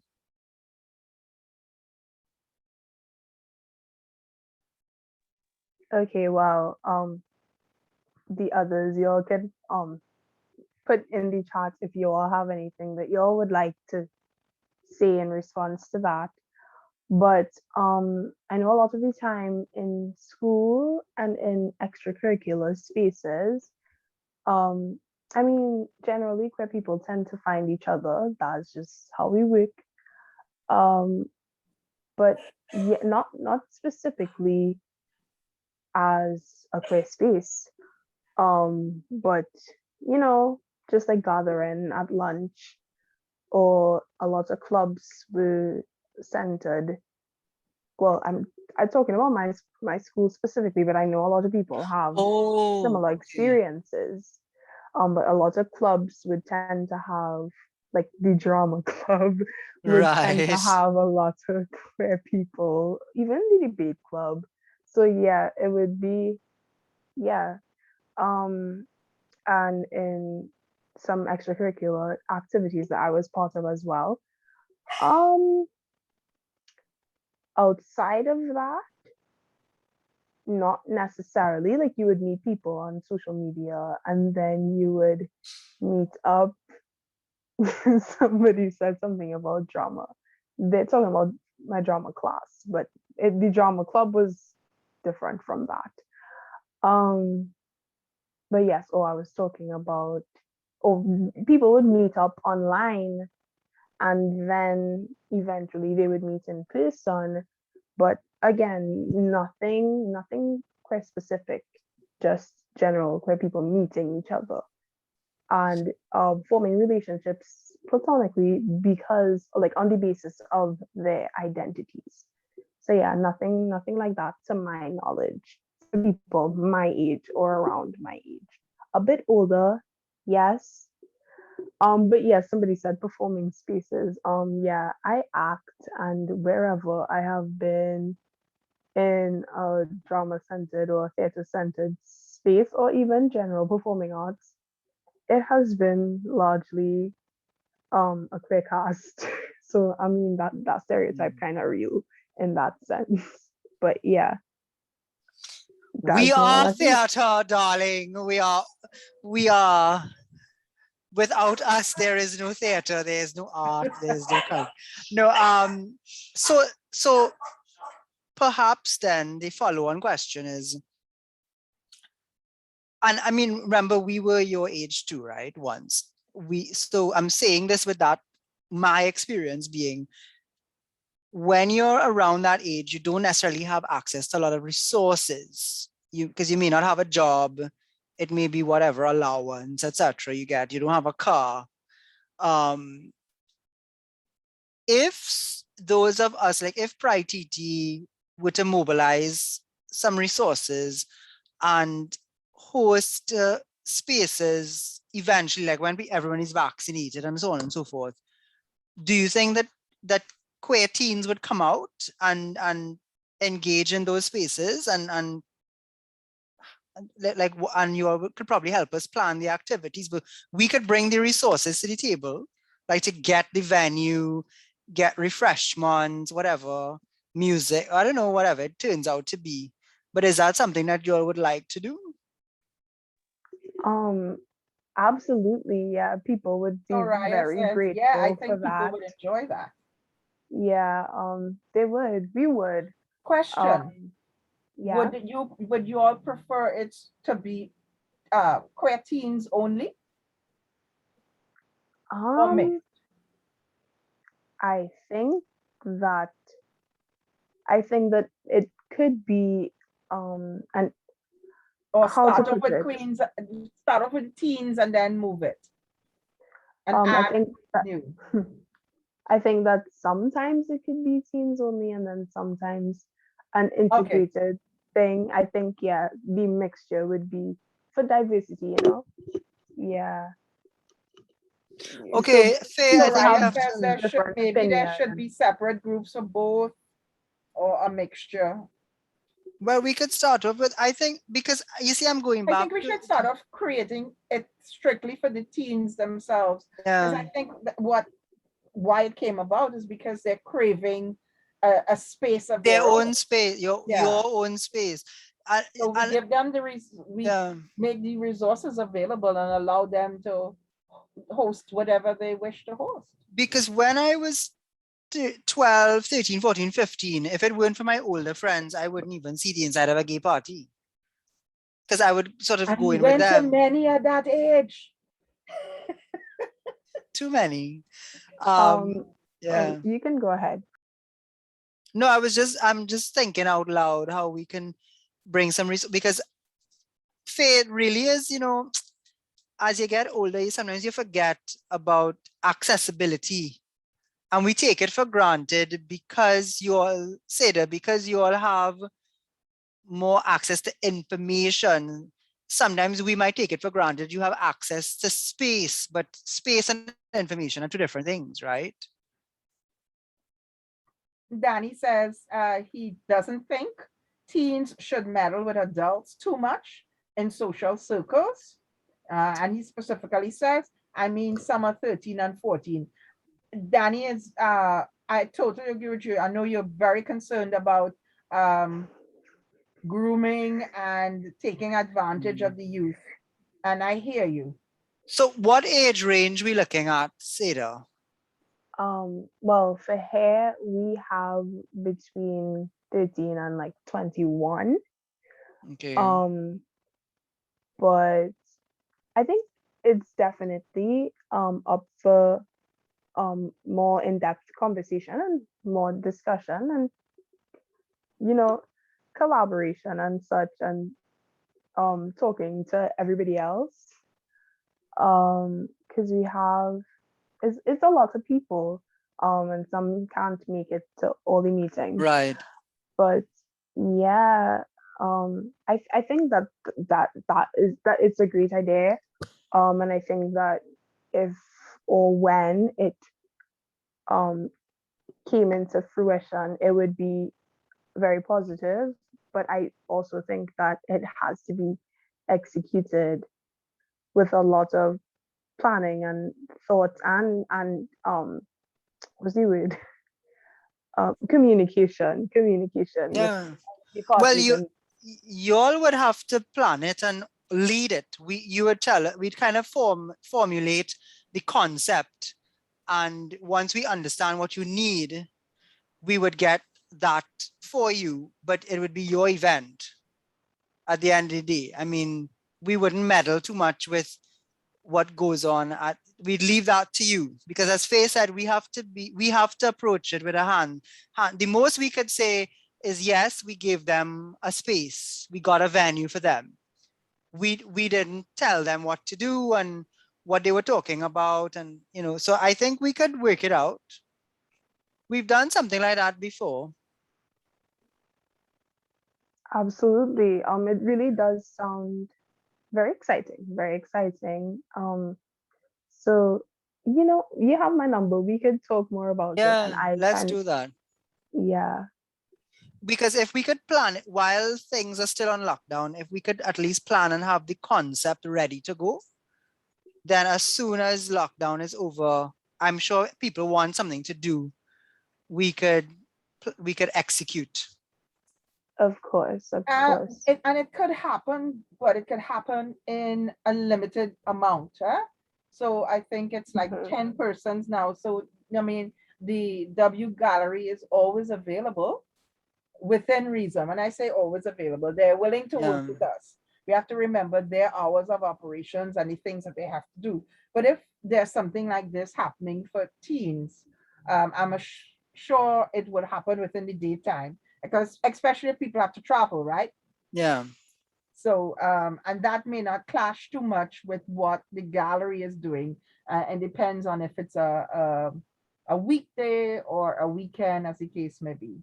I mean, I know- depending on how it's late. I'm forgetting my words. How popular it becomes. Who knows, Faye? Maybe we. I'm always advocating that we need safe spaces. Yeah, Okay, always advocating for I that. think based on how popular it becomes, we could even look at organizing transportation and all kinds. There's a lots of opportunities open because I think But youngsters may have curfews, huh? that's what have I'm to be home. saying. Yeah. They will have to organize themselves and be this is where responsibility comes in. So we can provide resources, but the organizing committee of young people will have to take ownership of this is what we're doing. So, but no, it's I think it needs to happen because when I was younger, as I said, if it weren't for my older friends, I would not have been able to navigate the space because my mother she used to drop me to one or two events, but if we were going to a party, it was starting at midnight and we were coming home at 6 o'clock in the morning. My mother was not dropping me anywhere at midnight.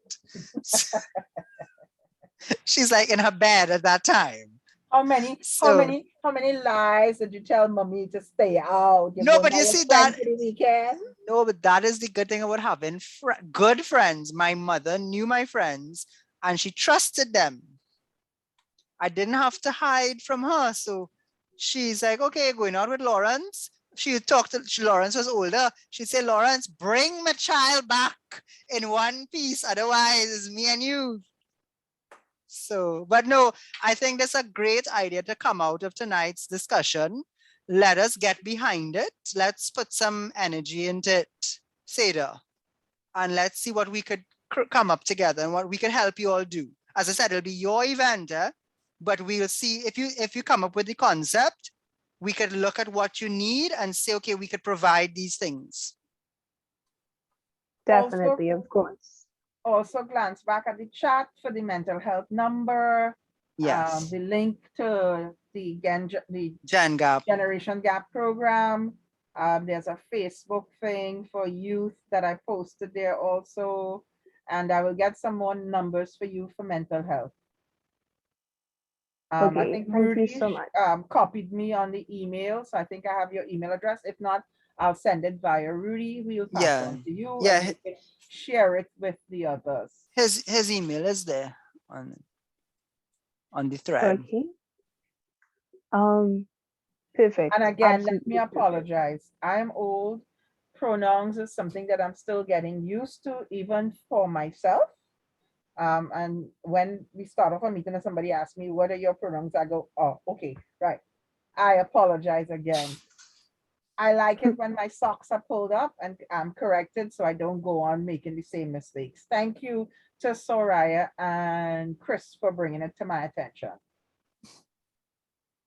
Yeah, it happens. So I think,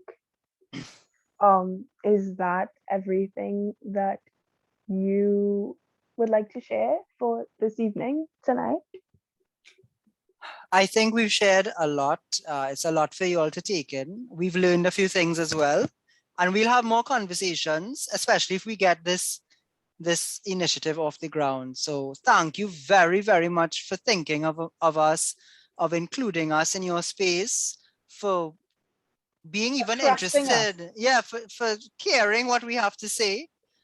We hope it's added some value. And as Faye said, you don't always have to take it full in its fullness. You take pieces of it, but hopefully it helps you. Of course. Thank you so much for joining us and imparting your valuable knowledge and sharing your experiences. We really appreciate it. I know y'all can start the thank yous in the chat, y'all. I know everybody here really enjoyed the session. We have a group chat on WhatsApp and it just lighting up next to me. Oh. Faye, we not seeing that chat, you know. You're welcome, Ari. Thank you for trusting us and allowing us into your space. Thank you, Ro. As I said, hit me up on Facebook if you need me. Messenger. I tend to have to monitor it quite often. So if you don't hear from me right away, know that I will respond. And we look forward to meeting you all one day. We had lots of fun too. Oh yeah. I'm so glad to hear that. Welcome, Danny. I love Auntie Faye. Listen, they just call me Auntie already. Rudy does say it ever so often too. So I'm cool with it. Oh gosh, I was about to make a bad joke. Huh? I was gonna make a bad joke. I'll stay quiet.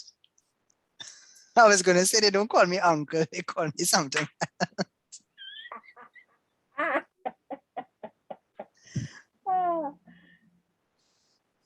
But no, this was fantastic. You all are doing such great work. Kudos to you. And anyway, I would like to start my porch chats at some point in time. So whenever we get back, we might just have the chats in the gallery, but yeah, I'm hoping to have that come aboard too. Absolutely. Great. Yeah. Is there anything anybody else would like to say in the chat? No more questions because it's late, but anything y'all would like to say to our guests? We're family now. In like 5.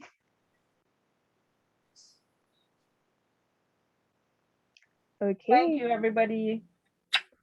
Thank you so much. We look forward to meeting everyone. Be safe and love yourself. You all as well. Okay, bye-bye. Okay, Regan. Yeah, bye-bye. Bye-bye.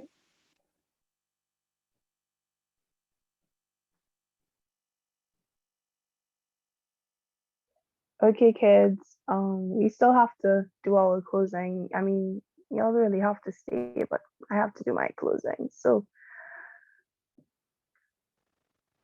okay, so that was a really good session. We learned a lot.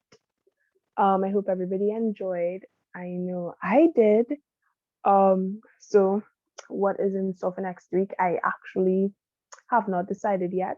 I know usually I have my plans in place, but we can talk about it in the chat. So we'll take some days to figure that out. We have options. We could do queer literature again, or we could do another facet, I guess, of queer literature, or we could do anything really. So we all could put suggestions, propose stuff. Nothing is a bad idea. We could do anything. Nothing banned. We could do whatever. So suggest. I would really appreciate it. And I most likely will not tell you no as well. So finally, y'all know the usual. If you need anything, hit us up. If you have any questions now, you can ask, but I would love to hear how you thought today's session was. So if you can unmute and share, or if you would like to share in the chat, I would really appreciate that. Thank you.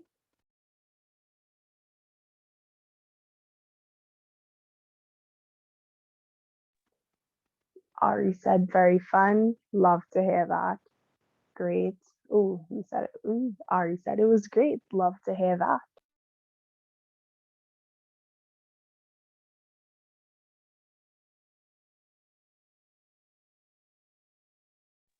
Loved it. Glad you loved it. Good stuff. Happy you think it was good stuff.